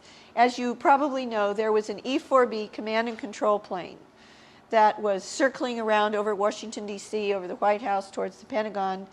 It was up there at approximately 9:30, and then the Pentagon explosion happened after that, and after that, the White House was evacuated, and the Capitol was evacuated only after the real Pentagon attack at approximately 9:32. And I give the evidence for that. So the Pentagon attack, actually the real Pentagon attack right after 9:32, triggered the White House and other federal building evacuations. This Washington Post on September 11th said so on its online website, reporting. The 9:32 Pentagon attack, the real time, approximate time, also finally triggered the Secret Service to finally take Bush out of the Florida classroom. Not after World Trade Center 1 was attacked, not after World Trade Center 2 was attacked, not after on ABC News, as I was watching a split screen on the morning of 9/11, after World Trade Center 1 and 2 were attacked, and on one screen, Bush was sitting in the classroom still, on the other, innocent Americans were jumping to their desks from the towers. They still didn't remove him from the classroom. They only removed him from the classroom right after the real Pentagon attack, which was right around 9:32. In response to the real time of the initial Pentagon attack, Andrews Air Force Base suddenly went on alert. The offer of interceptors was originally made to the Secret Service by Major Daniel Crane of Andrews Air Force Base immediately after the second World Trade Center tower was hit in New York City, and was declined by the Secret Service in Washington. But the Secret Service suddenly changed its mind, not after the alleged official story time of the impact of the Pentagon, but right after the actual attack of the Pentagon at 9:33, 30 seconds after the white plane came in and exploded, and the Marine Corps helicopter lifted off. At 9:33 also, Langley Air Force Base interceptor pilot Dean Eckman received his first shoot-down order for any planes coming within 30 miles of Washington. Now, that is at a time when the official story says that Flight 77 was still dozens of miles outside of Washington. Even in New York City, it only happened after the Pentagon was actually hit, right around 9:32, that they finally closed the New York Stock Exchange. They didn't even close it after the second World Trade Center tower was hit, and people were jumping from the towers. Firefighters were at the Pentagon fighting fires from the real attack at the Pentagon way before the official story impact time. How do we know that? The first ones there were the heliport firehouse firefighters. They immediately got out from under the man, when they realized they were alive and started fighting the fires. And there were all kinds of firefighters fighting those fires at the official story alleged approach and impact time. There was no second plane that approached the building and crashed into the wall. They were all standing there already fighting the fires from the real crash that happened at 9:32. Additional evidence for primary inside the building explosions, in addition to the white plane. Evidence that the Wedge 1 collapse, there is actually some evidence, I'm about to show you, that that famous Wedge 1 collapse of the wall over the alleged official story impact point was due to pre-placed explosives on the external support columns. This is an interesting comparison of, this is Oklahoma City after we know that it wasn't just the external Ryder truck bomb. There were 4 internal bombs that were placed. And at the Pentagon, this is the outside of the Pentagon after the collapse. Okay? Structural similarities. Witnesses to primary inside explosions. By primary, what I mean by that is they had nothing to do, couldn't have anything to do with a plane impact and resultant fires from a plane impact. They're primary, they stand alone. They're inside building the explosion from some kind of pre-placed charges, same as at the World Trade Center. Okay. Lieutenant McCowan, he was at the first floor D ring in the Naval Command Center. The Naval Command Center was the second and third rings in. None of the Naval Command Center was the outside E ring. It's, quote, it sounded like a series of explosions going off. It sounded like a series of bombs exploding, similar to like firecrackers when you light them and you just get a series going off. This is almost identical language to the famous description at the World Trade Center. Bang, bang, bang, bang, bang, like somebody said, a series of firecrackers going off. Lieutenant Colonel Thurman, second floor D ring. Same ring, second ring in, second floor, this is the first floor. To me, it didn't seem like a plane at all. To me, it seemed like it was a bomb. Being in the military, I've been around grenade and artillery explosions. He's saying he's been around explosives. It was a 2-part explosion to me. It seemed like there was a percussion blast that blew me kind of backwards into my cubicle to the side, and then it seemed as if a massive explosion went off at the same time. Uh-oh. Oh, here we go. Little delay. All right. Okay. Now, this is very important. I discovered this. This graphic, again, you've seen this once. It's the one that Dwayne Dietz analyzed. This is the same graphic from the Pentagon Building Performance Report, which shows this is the alleged impact point. There's column 14 on the outside wall, and there's the alleged C-ring exit hole of alleged Flight 77. The importance of this graph here is, it's hard to see, but right here in the middle in wedge 2, that's the D ring. And why is that important? Because these are the D ring. It's the second ring in, where these experts believe there were internal bombs. Well, guess what?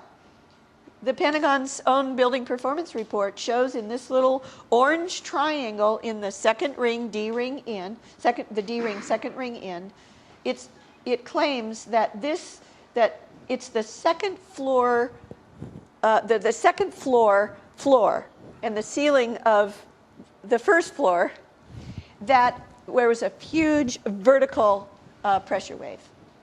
And the Pentagon Building Performance Report itself states that this was probably due to an independent, that is, they make it clear, of any plane impact, an independent explosion of any plane. As fire from a plane, if it had hit, would have at most collapsed the second floor downward, not thrust it hugely upward.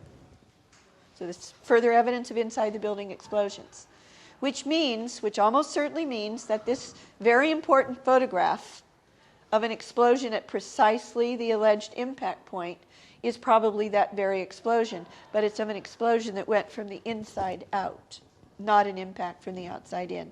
And notice that at the time of this explosion, and very important, when I showed this slide yesterday evening at the Seattle 911 Truth Group event at Town Hall in Seattle, and in the Q&A section, an expert from the military took the mic and said that he'd never seen this photograph and that is not what an impact fire looks like. That is what an explosion looks like, an explosives. And notice that, and also that fireball lasts an extremely short period of time. And notice that the major smoke cloud going up to the south from the diesel generator trailer, which the official story alleges the right wing of Flight 77 hit, is already very well established at the time of this very short duration explosive charge. And also over here you have the heliport area, which has a completely independent smoke cloud from the white plane.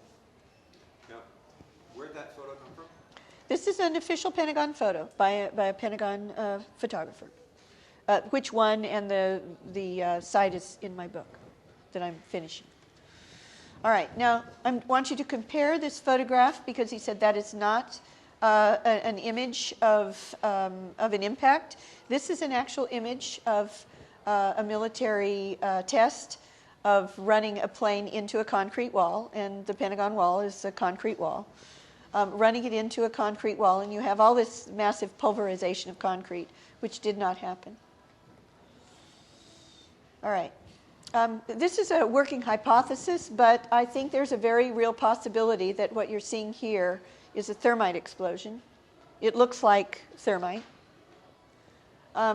So I have to ask myself, was thermite placed at or around these destroyed columns on the outer section of this alleged plane penetration area of Flight 77? Why do I think that? And there was an autopsy of the concrete in this destroyed area at the alleged impact area, and they found out that it was extremely intense heat, and it actually turned the concrete to mush, and that mush was had a reddish and orange tinge to it due to the presence of iron. That's from the actual report. Now we know from the analysis at the World Trade Center that thermite, that one of the signatures of thermite reaction is in fact the presence of iron, of molten iron. That's an example of the inside of one of these external and internal columns inside the upgraded section of the Pentagon. All right, also this is again that same famous image from the Pentagon Building Performance Report. This is the alleged impact area out here. These little orange squares are what the official story claims are the columns that were destroyed by the alleged impact of Flight 77. Note that there are 8 of them. That is not true. I will prove that to you. This is probably the most important photograph I've ever found at the Pentagon. Why is it important? This is the only photograph I found. It's by a Pentagon photographer. It's the only photograph I found that was taken after the initial fires were put out at the alleged impact point. This is column 14. Our heliport is way over here. This is the alleged impact point of Flight 77. This is the second floor. This is the first floor. You could see that this, if you look carefully, you can see in a high-resolution version of this. That column, that column, that column, and that column are still present. They are bowed out. They are not smashed in. That column is present. There are only 1, 2, 3, 4 columns missing. There are not 8 columns missing. There are not 8 columns missing. There are only 4 columns missing. Not only that, most Pentagon researchers show you only a photograph from about here up because you can't see this area. This is before the collapse happened right over here, but after the initial fire was put out. So you can see the structural damage and lack thereof very clearly. Most Pentagon researchers only show you from here up, and they claim that that was the so-called entrance hole of the plane right there. And they show you a photograph that has so much mist from the fire hoses or smoke that you can't see that that vertical column is still present. It's impossible. This is not an entrance hole of a plane. And this is not anywhere near the width of a plane, this is only 50 feet wide of the missing columns, and a plane is the 757 is 156 feet across. Again, same You've seen this before. This is the alleged impact point of Flight 77, and it again shows these columns bowed out, which you can also see in this photograph. These are these columns. So this area here is this area here. But this is after that fire was put out. Okay, so again, the literal smoke and fire hose spray, this is what you normally see. This is the photograph that you've always seen by other Pentagon researchers, including Jim Hoffman and others, who say, oh, well, that's an impact hole of Flight 77. They show you one that you can't see, that still standing vertical column, and you can't tell that you're not even looking at the first floor. And the Pentagon Building Performance Report itself says that 95% of all the internal damage was on the first floor behind that screen. We have seen that the physical evidence clearly supports primary inside explosives pre-placed at the Pentagon, same as at the World Trade Center. What do the witnesses say? Same thing. There were many reports of explosions and explosives throughout the chain of command at the Pentagon, from the very highest levels on down, including the chairman of the Joint Chiefs of Staff himself. First, Secretary of Defense Rumsfeld and his 3-star top military aide. Secretary of Defense Rumsfeld was asked by Sam Donaldson shortly after the attacks what he thought happened. He said, a bomb? The acting head of the National Military Command Center on 9/11 was Captain Charles Leidig. A quote from the official report. Captain Charles Joe Leidig, had no awareness of Flight 77, they're assuming it was Flight 77, coming back to Washington. His first awareness was when he received a call from Secretary of Defense Rumsfeld's 3-star aide, that's a very high-level military officer, who asked Captain Leidig to investigate whether it might be, 3-star aide who asked if he felt the explosion in the building. This is Secretary of Defense Rumsfeld's own call, and asked Leidig to investigate whether it might be a terrorist attack, explosion in the building. The chairman of the Joint Chiefs of Staff himself said that the smell of explosives that's totally different than jet fuel smell was overwhelming when he first arrived at the Pentagon. These witnesses to cordite, the very distinct smell of cordite, which is gunpowder, is an extremely distinct smell from jet fuel, which is basically kerosene. Chairman of the Joint Chiefs of Staff, General Hugh Shelton, upon first arriving at the Pentagon, approaching it on 9/11, has said in his written memoirs without hesitation, the smell of cordite was overwhelming. That is explosives. People shouted in the corridor outside of my office, according to Don Perkel, a witness, that a bomb had gone off, even before stepping outside. This is as it was happening, not later, even when General Shelton arrived. I could smell the cordite. Then I knew explosives had been set off. And there were many other witnesses, including April Gallup, to the smell of cordite. And remember, the explosions went off in Wedge 2 by her desk in the Army area, not in Wedge 1, which is much further south where the plane allegedly hit. According to the official story, this is very important, according to the official story at the Pentagon, the only primary inside damage, from whatever cause, plane or otherwise, they claim it's a plane, but let's put aside what the cause was. They claim that the only physical damage was to the outer E, D, and C rings. The outside ring, the second ring in, and the third ring in, and the furthest that there was any damage was when the plane parts slurry allegedly poked through the C ring exit hole, and the resulting fires in those rings, and that 90 to 95% of the damage was on just the first floor. Okay. However, that is not what happened. There was also major damage in all the rings, all the way through, almost to the center courtyard. There was major damage in the A and B rings as well. In other words, the 4th ring in and the furthest 5th ring in. I did personally did an interview with the Assistant Secretary of Defense for Special Operations before and on 9/11, former top Green Beret Robert Andrews. He told me, as he was drawing the diagram, which I have kept, my aide and I had to walk over dead bodies on the inside of the A ring. That's the furthest ring in to the Pentagon, to the inner courtyard. Also, a Marine major to the Washington Post, published on the day after 9/11. The B ring between the fourth and fifth quarters was decimated. The B ring is the fourth ring in, well beyond the so-called C ring exit hole. And again, this is the official story, that it only goes in to the inside of the third ring in, and we've just seen the evidence for massive explosions, damage, and deaths in the fourth ring in and the fifth ring in. There's the center courtyard. Pentagon rescue team to the Washington Post online as the attacks were as just after the attacks on 9/11 itself. Quote, "When we got into the building, we started to feel the heat right away, and as we walked deeper down the hallways, that is further in towards the center courtyard, it just got hotter and hotter. It was just fire everywhere, not so much smoke. You couldn't see a plane, just debris wherever you looked." Again, deeper means further in towards the center.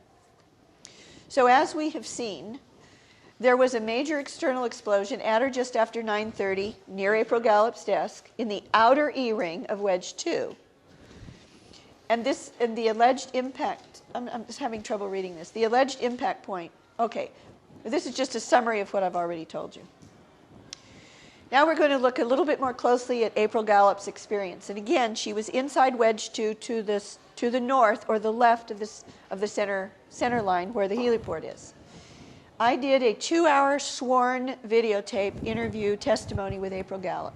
Under oath, swearing up, she said that a violent explosion near her desk in Wedge 2 off Quarter 5, far from the official story alleged impact point of Flight 77, stopped her watch at 9:30, which she has kept and is in her safe deposit box.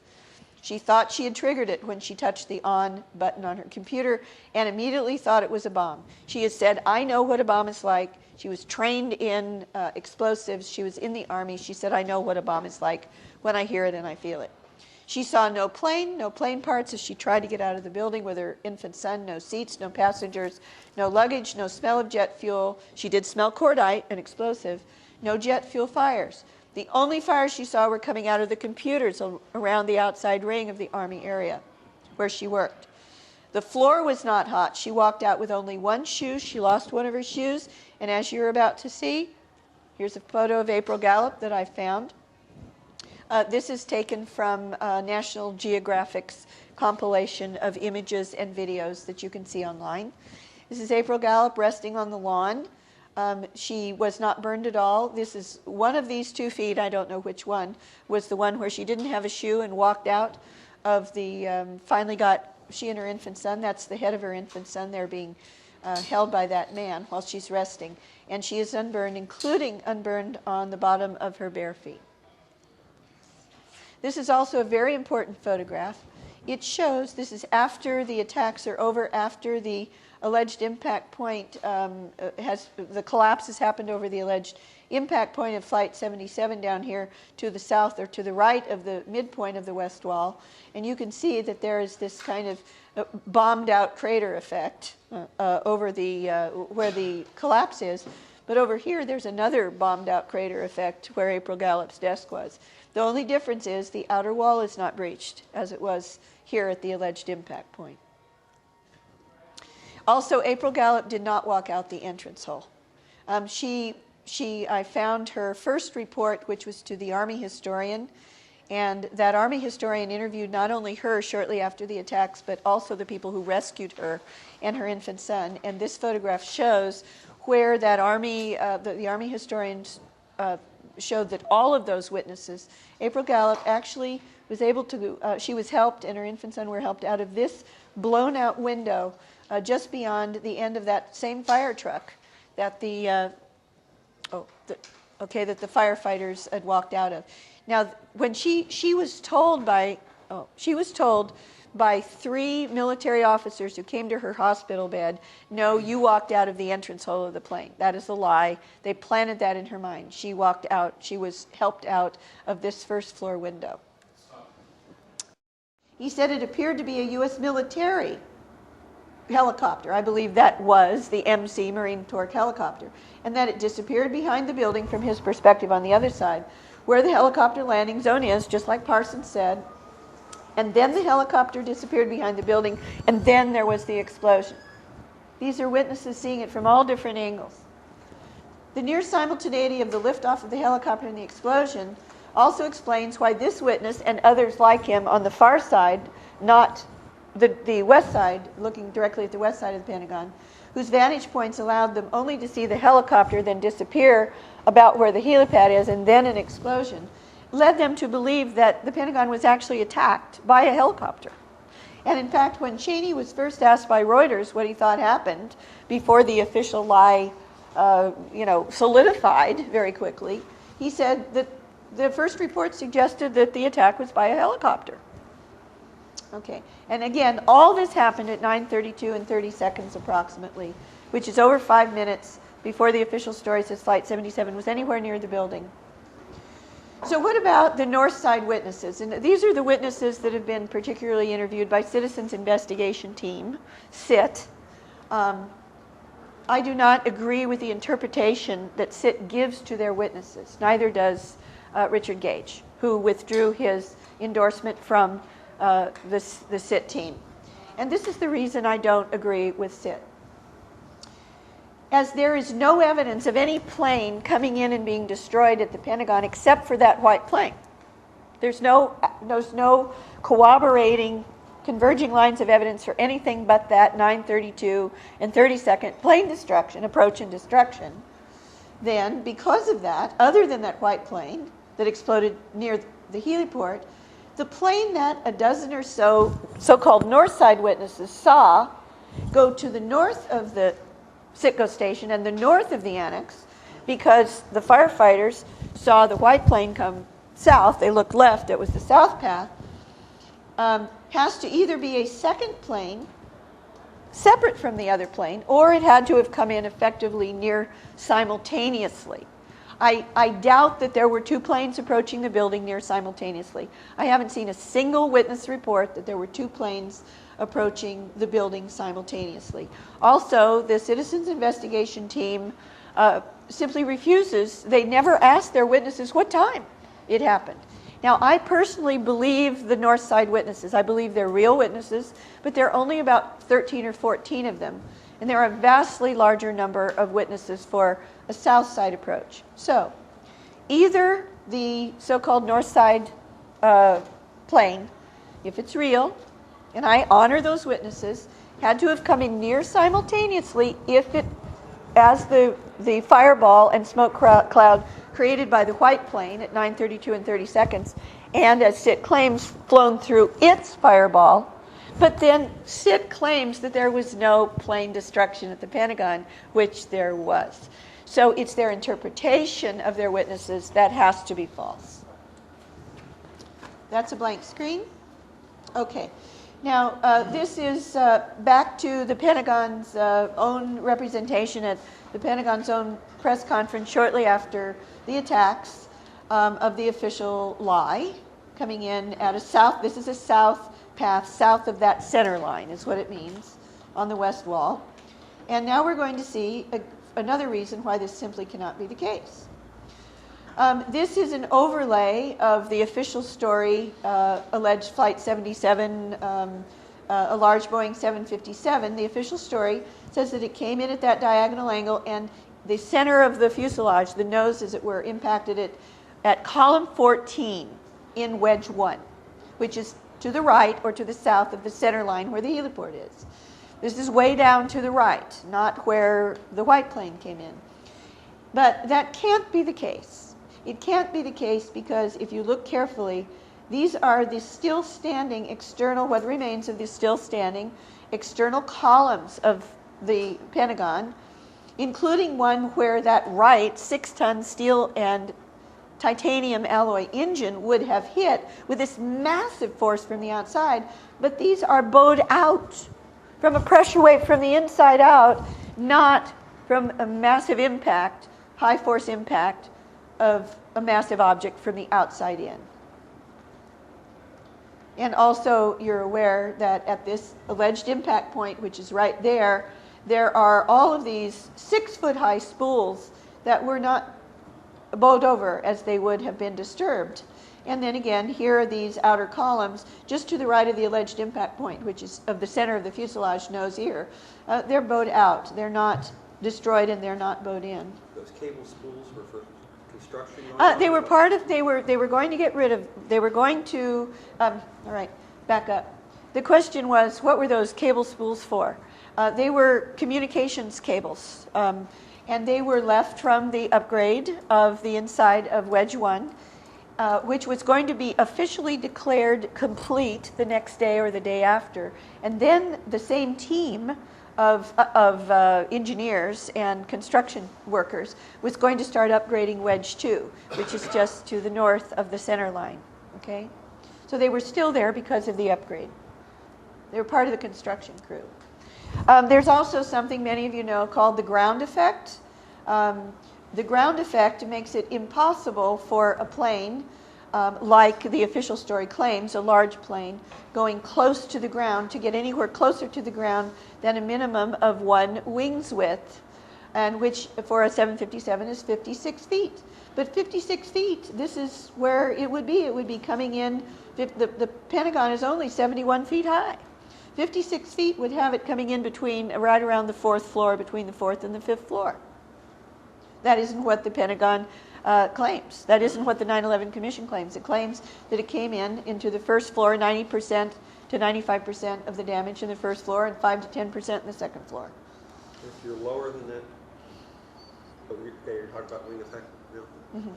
Yeah, well, yes. The wing effect doesn't let you get any closer than 1 wing's width, which is 56 feet from the ground up in the case of a 757. It would be about there because of the wing effect. But in fact, the official story claims instead it's way down here.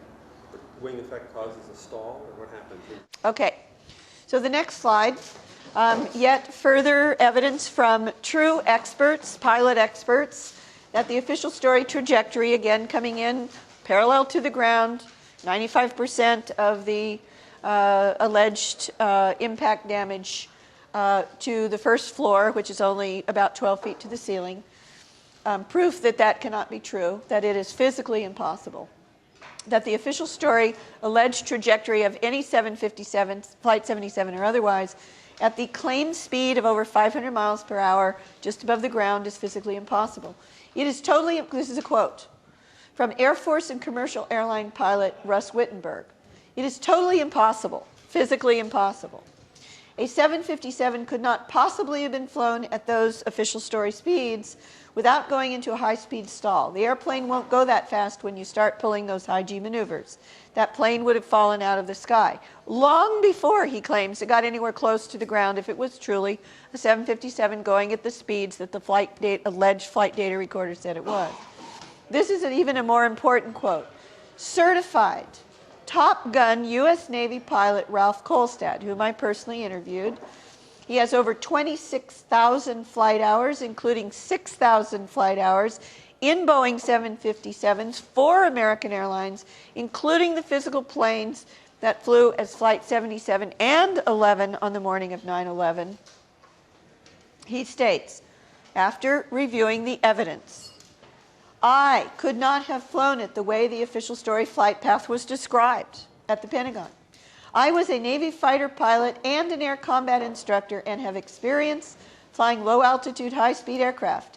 I could not have done what these alleged hijacker beginner pilots, what these beginners did, or was claimed that they did. Something stinks to high heaven, unquote, about the official story. Now, I discovered this, and I think this is extremely compelling evidence that a Flight 77 or any Boeing 757 could not possibly have done what the official story says. This is yet another reason. The official story claims that at the time that Flight 77 approached the building at 9:37 and 46 seconds, that it had gone out from Dulles Airport, turned around and come back east, and had only been in the air 1 hour and 17 minutes. And that it was supposed to have gone to Los Angeles with full fuel on board. There are 3 main fuel tanks in a 757. This is taken from Boeing's own website. The smallest one, the smaller one, is in the center fuselage. The 2 largest ones are in the wings. The wings are flying fuel tanks. The official story claims that the leading edge of those wings of a Boeing 757 coming in about 560 miles per hour hit 5 light poles, 240-pound light poles, standing light poles, in sequence, and that these flying fuel bombs did not explode, and that the wings were not even breached. And this is a photograph of one of those light poles that a 757 allegedly hit. They're huge. And this is a graphic of where those light poles are that the official story claims, coming in on that diagonal path, that the leading edge of the right wing hit 2 poles, and the leading edge of the left wing hit 3 poles. Certified Top Gun Navy pilot Ralph Kolstad again. This is an interview with me that I recorded. If a 757 hit a light pole, even one light pole, going at that high speed, it would have ripped open the wing's fuel tank, and that wing would have erupted into flames, into a fireball. That's before it even got to the wall. The wings and probably the entire plane with them would have been destroyed before it could even get to the building, unquote. When the leading edge of the wing of this jet hit just a single light pole, it sheared the wing off. This is an actual event. Sheared the wing off, spilled jet fuel and wreckage over 100 feet, and crashed the entire plane. When this happened, the same thing happened to a larger, that was a smaller plane than a 757 you just saw. But when this happened, hitting 2 light poles to a larger airliner, similar in size to a 757, which was in Detroit in 1987, 18 feet sheared off the left wing when it hit 2 light poles in a row, going at only 222 miles per hour, versus Flight 77 allegedly, one of its wings hitting 3 light poles and the other 2 light poles, without any kind of problem to the plane, that it made it all the way to the wall without exploding first. 18 feet sheared off. The 18, well, where it, yes, it hit the pole 18 feet in from the tip, yes. Okay. And it completely just severed it like a knife cutting through butter. Did that cause a big fire? That wasn't stated, so I don't know. I don't know. Yes, I'm trying to find out. Good question. The question was, did it in fact cause a fireball? Did it cause a fireball? I don't know. But don't forget, don't conflate two things. We're talking about the official story and a 757 that would have fuel in the wings at the official story alleged impact point down south of the center line. The white plane, according to Cimino from the evidence, did not have, it was a drone, a fiberglass drone that had no fuel in the wing tanks. If it hit the poles, it could have done what you see to the poles, deflected it over to the heliport, and then I think they actively destroyed it before it hit the wall. Okay, now even if a 757, the official story allegation, had gotten through 5 light poles in a row without already exploding or crashing before it got to the wall, which Kolstad said it would have, for sure, after hitting only a single light pole, not 5, and gotten through those 6-foot-high spools without knocking them over, which the photographs say they weren't, a plane the size of a 757 even could not have penetrated the newly hardened outer wall. Why is this an important photograph? We're back on. This is a very important photograph because you have to get up closer to see it. April Gallup was helped out of this is the first floor window. The heliport is out here. She was helped out of a window just beyond the burned out end of the fire truck over here. This is the absolute center line. This is the big door that was in the very center line of the west wall with the official story alleged impact point of Flight 77 way over here. If you look carefully, you will see that there's all this debris, office debris, from inside the building, that there was some kind of pressure wave from an inside the building explosion or explosions that forced this stuff towards the outer wall, and some of it is actually coming out of the outer wall, perpendicular to the outer wall. Also, there's testimony that the windows also first bowed out, not in. Witness Lieutenant Colonel Victor Correa, who worked in the Office of the Army Deputy Secretary of Staff for personnel in the direct path of what the official story claims was Flight 77's penetration inside the building, said, instead of the windows being hit in or the walls being hit in, he said, I noticed the windows going out first and then coming back in. And because of that, he said, we thought it was some kind of explosion, that somehow somebody had gotten in there and planted bombs. I interviewed Fort Monmouth, that's an Army Fort Monmouth auditor, Michael Nielsen, one of the people who was tracking the missing $2.3 trillion that Donald Rumsfeld testified to Cynthia McKinney in Congress the day before 9/11 on September 10th were missing and the Pentagon couldn't account for.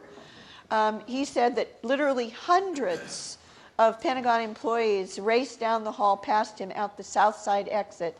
That's the wedge right around the right corner from wedge 1, out the south side exit shouting, it's a bomb, bombs, it's a bomb. Literally hundreds of people. And this is the only image of a fireball that we have in the public domain.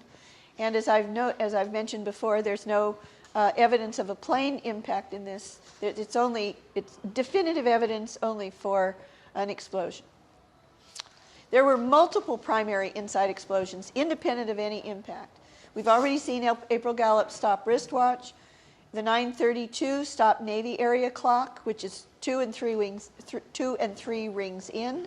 Also, according to the official story, the sole survivor of the Naval Command Center, 2 and 3 rings in this case 3 rings in, he claimed that the explosion went off there at precisely 9:43.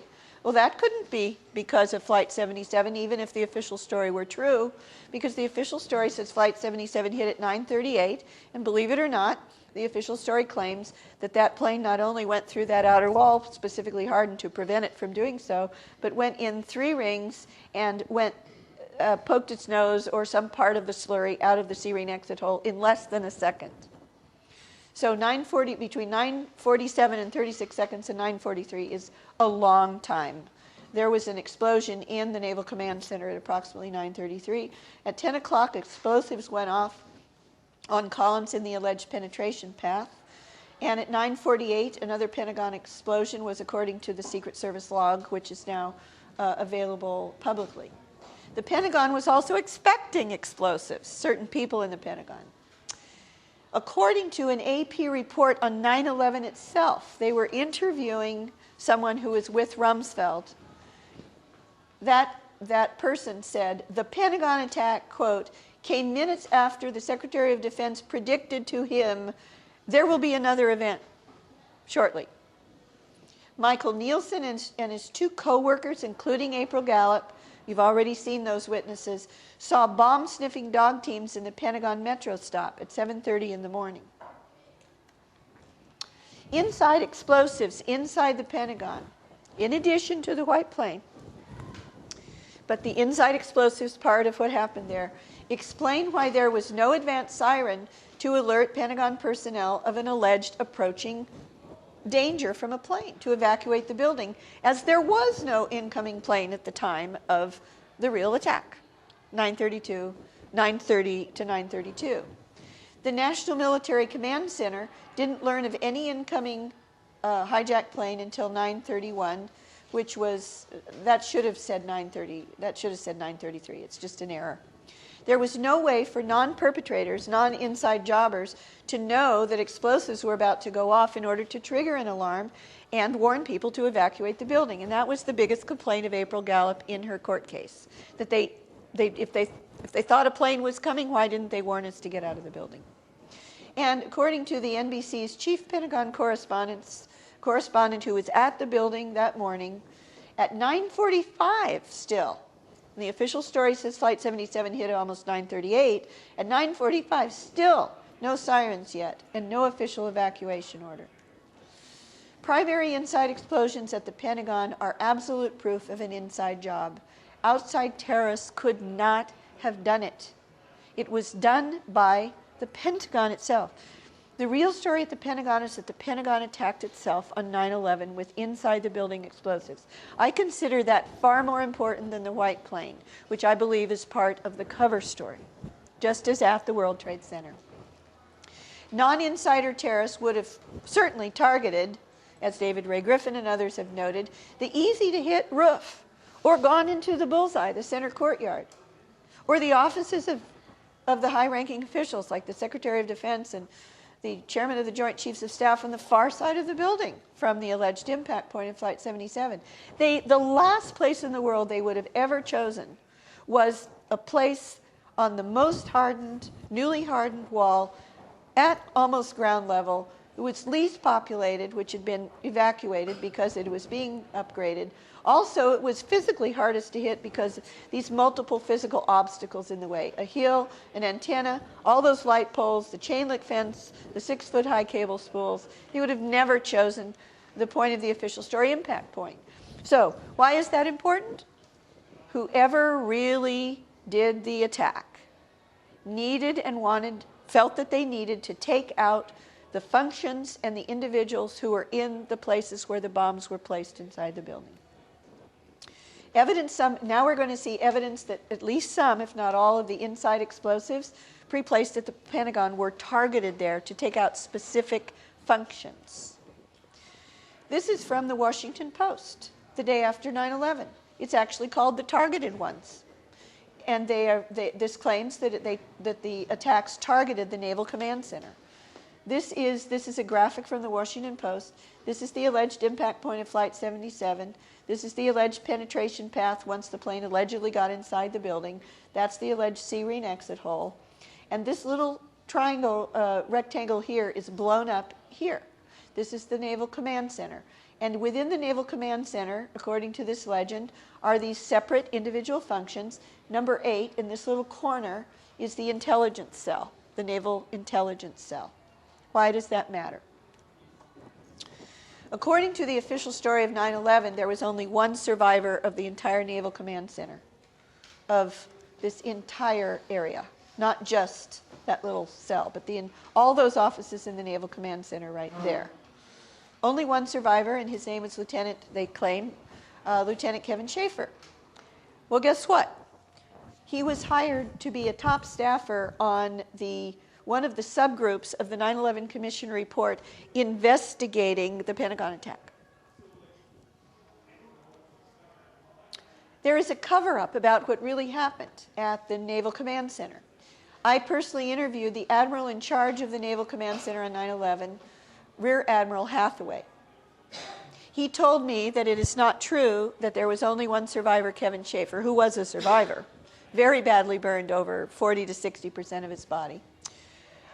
He said that Kevin Schaefer was not the only survivor, that there were the majority of the 18 or 19 intelligence analysts who were in that little section 8, right there in that corner. He said that was a hardened room, hardened from bombs, even inside the building bombs, and that they did survive, and that the majority of them survived, that some of them did not survive. Follow the money. Secretary of Defense Rumsfeld and the Pentagon's comptroller both publicly acknowledged the day before 9/11 on September 10th that the Pentagon was missing and could not account for $2.3 trillion. Susan Lindauer testified under oath at the Vancouver hearings in mid-June of last year, 2012, that the CIA knew that that was false, that it was actually as high as $5 trillion the day before 9/11. And the Army Fiscal Financial Audit Area and its records were destroyed in the attack in the area close to April Gallup's desk, which was, according to her testimony and others, was from inside the building explosives, and that was the area where the only fires that she saw were coming out of the computers. No evidence of a plane. Flight 77, therefore, not only did not hit the Pentagon, it didn't get anywhere close to the Pentagon. It was never positively ID'd as the eastward flying plane that approached the Pentagon at the official story alleged impact. We know. Okay, just let you know, last call. At the official story alleged impact time of almost 9:38. According to David Ray Griffin's analysis and the FBI at the Moussaoui trial, American Airlines public statements, and the Pentagon's public statement, there is zero evidence that the outgoing plane even turned back east. Why is that? Because the claim that the plane that left Dulles then came back, going west, then turned around and came back east, that it was the same plane, that's based upon Barbara Olson's alleged cell phone calls. With the transponder turned off of whatever plane it was that was going west that left Dulles, Dulles Air Traffic Control of whatever plane came back only had a blip. It had no positive ID and had no altitude or speed information. And that was confirmed, you can see the videotape online, by Secretary of Transportation Norman Mineta. But it could have determined the speed. No, they did not. They did not have the speed when they only had a blip. When they had not sent the C-130 pilot up to try to see the plane, they did not yet have speed. All right. Now, this is another finding of mine. This is a reason why the plane that the official story says came back east and allegedly impacted the building cannot be Flight 77 and can't even be the plane, whatever it was, that first left Dulles. This is very important. Why? This is according to the official records. At 8:54 and 43 seconds, Indianapolis FAA Air Traffic Control was tracking Flight 77 and saw its radar and on the screen with a physical person, a physical air traffic controller, saw that blip of whatever plane left Dulles at 8:20, saw it start to descend. It descended as much as 6,000 feet, according to the Christian Science Monitor, quoted in Terry Masson's book, Pentagate, had descended to 6,000 feet before they lost the radar signal because the transponder was turned off. However, according to the official story, the plane that came back, they claim it's the same plane that turned around and came back after the transponder was turned off. Couldn't have been. Why couldn't it have been? Because the plane that was coming back east, whose blip was picked up, that blip was picked up and then it started to do its descent. It didn't do its descent until 9:01. As the same physical plane can't start descending at 8:56 and also start descending at 9:01. Therefore, the plane coming back east cannot be the same plane that left from Dulles Airport. And because the time of impact is taken from the alleged flight data recorder that the official story claims was found inside the rubble of the Pentagon. That's where they take the almost 9:38 time. The FDR, the flight data recorder found inside the Pentagon rubble, cannot be from the plane that left Dulles. So if the flight data recorder plane, that is the plane that they claim the flight data recorder found in the rubble of the Pentagon, that approached the Pentagon at 9:38, couldn't have been Flight 77, what was it? This is the evidence that it was a military plane. All the Dulles air traffic controllers themselves believed from the way the blip moved that it was a military plane. This is from Daniel O'Brien, who was the specific air traffic controller at Dulles, who was tracking the blip coming back. The speed, the maneuverability, now this is interesting. She says speed. That's an interesting question you had. But according to Norman Mineta, they didn't have speed information. Somehow they must have been inferring the speed. Anyway, she said the speed, the maneuverability, and the way that he turned, we all thought in the radar room, all of us experienced air traffic controllers, that it was a military plane. So what happened to Flight 77? The bottom line is we don't know. This is what we do know about Flight 77. We know, according to the official report, this is including the 9/11 Commission report, that at 9:09 and 55 seconds, that's almost 9:10, the FAA Indianapolis Center reported the plane missing. When it had started to descend, the outgoing westward bound plane that had left Dulles started descending. It descended to 6,000 feet. Then the transponder went off. It was reported by FAA Indianapolis Center to the Air Force that it had probably crashed. Now, last night I learned for the first time from Robin Horden, who is an outstanding 911 researcher and activist in the Seattle area. he has gotten hold of the now public radar records, all the radar records. And he and another radar analyst are analyzing those records. And he told me last night, and I didn't know this until last night, that the radar records appear that after the outgoing westward flying plane that had left Dulles started descending, and just when it was reported by Indianapolis Air Traffic Control as probably crashed to the Air Force, that in fact there were two other blips that started towards it, and then they all went down, as if there were two, in fact, fighter escorts that were escorting it down, and that it appears that it landed at Wright-Patterson Air Force Base. I learned that last night. So, the non-coincidence of, excuse me. All right, so at precisely within 5 seconds of when FAA Indianapolis, FAA Air Traffic Control reported that plane to Air Force Search and Rescue as probably crashed, at this exact moment almost, other military, as opposed to civilian FAA, military air traffic controllers, who obviously had been tracking the plane, first reported that they first picked it up. And they later violated all protocol by claiming that it was Flight 77.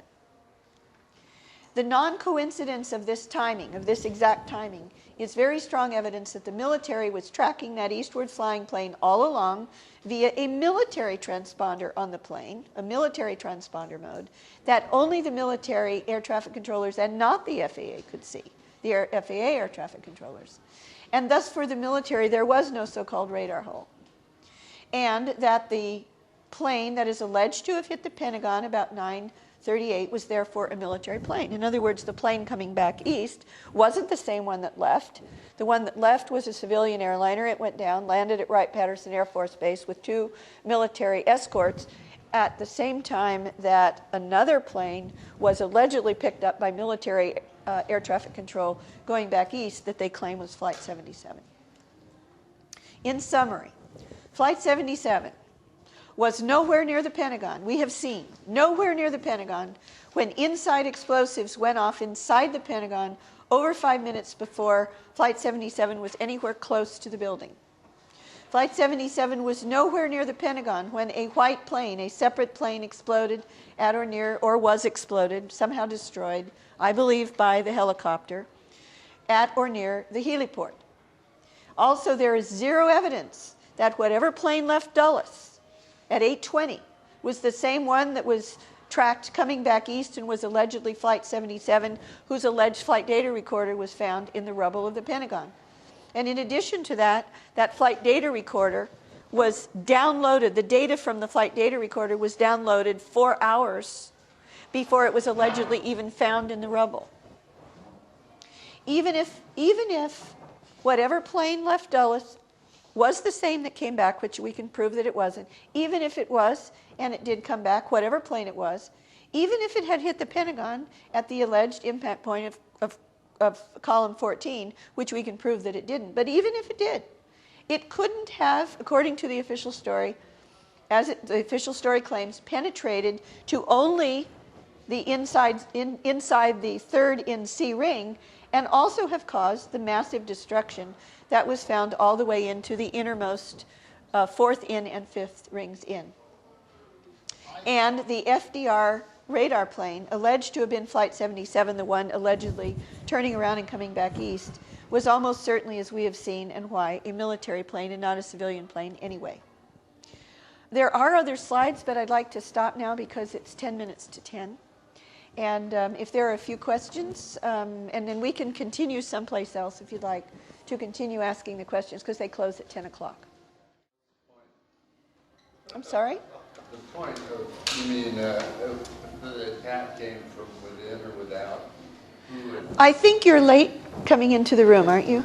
Yeah. Yeah, I'm going to not answer your question because I've answered it 100 times over. But I'll do that. Okay. Any other questions by people who have been here throughout the talk? A couple of questions that are kind of related. So first of all, one question at a time, which I'll repeat for the camera. So what's the motivation for actually having the second, explosion, the one that we with the impact hole in front of the building? Why not just use the white plane? Oh, okay. That's a very good question. I think something went wrong with the plan at the Pentagon. The question was, if I understand it, what would be the point of having inside explosives as well as the white plane? It is an inference that the white plane, I believe, was supposed to have impacted at Column 14. It did not. They needed to have internal damage that they could blame on a plane that impacted at the alleged official story impact point. So they had to create that damage with internal explosives. That's not quite it, actually. Oh, okay. What's the point of having the other impact? There is no other impact point. Well, the only one that we see, where the official story is that the plane hit, and you see the no strip of the line. There's a hole in the Pentagon there, and which they came in. Why do you have that? All right. It's a little difficult for me to repeat that question because it wasn't quite clear, but I know what you're trying to get at. Let me just say that the person who asked the question is wondering why there would be, if I understand, there would be pre-placed explosives in from the alleged impact point if the plane didn't hit there. Obviously, a plane was supposed to come in, probably this drone, this fiberglass drone, painted and shaped to look like an American Airlines airliner. It was supposed to have hit at the official story impact point, and then right after that, the bomb's going off on the inside to simulate the penetration path of a plane getting into the building, which I've shown couldn't have happened anyway. Yes. But the point of the bombs inside was they had specific things they needed to destroy, primarily all the accountants working on finding out what happened to $2.3 trillion. Well, and very importantly, I haven't said what was going on in the Naval Command Center. I don't have time to do that. But you'll see it in the slides. Is the answer then that the white plane just missed the target? The white plane missed the intended target. That's the assumption. And I believe it missed the intended target because its wings hit the light poles. I'm going to take another question. Mm-hmm. On a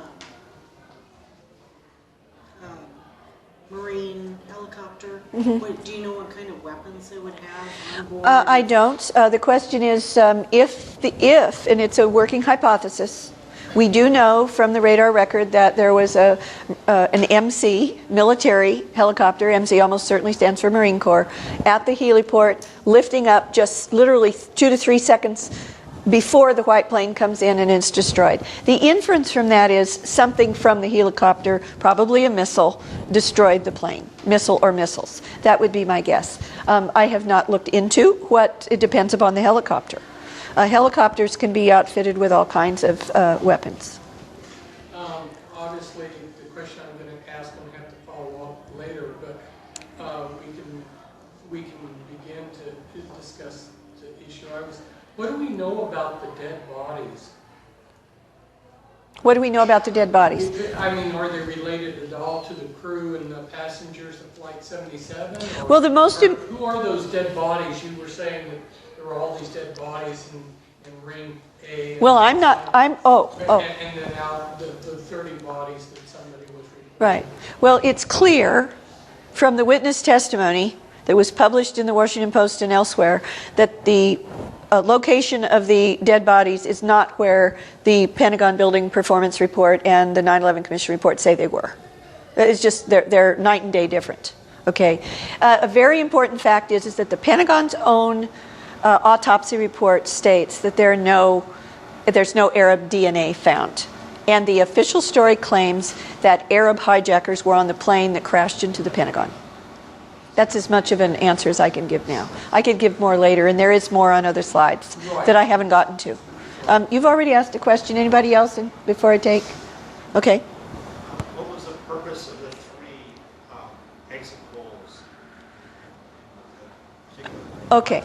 Did they have to blow somebody up inside them? No. Okay, the question is what do we understand is the purpose of the 3 exit holes? The Pentagon gave data, the data that the Pentagon gave immediately after the attacks to the Washington Post, which was used to create the graphic that shows 3 exit holes. Then I showed the aerial photograph of 3 exit holes that perfectly line up. Those exit holes, as Terry Mitchell stated, were for entrance and exit of Pentagon personnel. What's important is that 2 of those holes, I wasn't able to say, are actually pre-existing doors. But they had huge smoke around them, unlike other places. So what's important isn't that the doors were called exit holes, but that the alleged exit of the nose or slurry or whatever of the alleged impact of Flight 77 they used the same language to refer to it as they did the pre-existing doors. These were simply entrance and exits for Pentagon personnel, as Terry Mitchell himself said in the Pentagon press briefing. Barbara, why do you think there's been such reluctance in other 9/11 truth researchers to acknowledge the fakery around the Pentagon attack? I'm not sure what your question means. The question was, why do I believe that there is such reluctance on the part of other Pentagon research besides myself to acknowledge fakery, to acknowledge that Flight 77 didn't hit the building? Yeah. Well, I don't think that that's an accurate understanding. The vast majority of 9/11 researchers who look at the Pentagon can see the evidence for themselves and have said that 757 didn't hit the wall, which it didn't. It's the rare individual who claims otherwise. It's just the opposite. Any other questions? Oh, well, I think it's 10 o'clock. So thank you very much.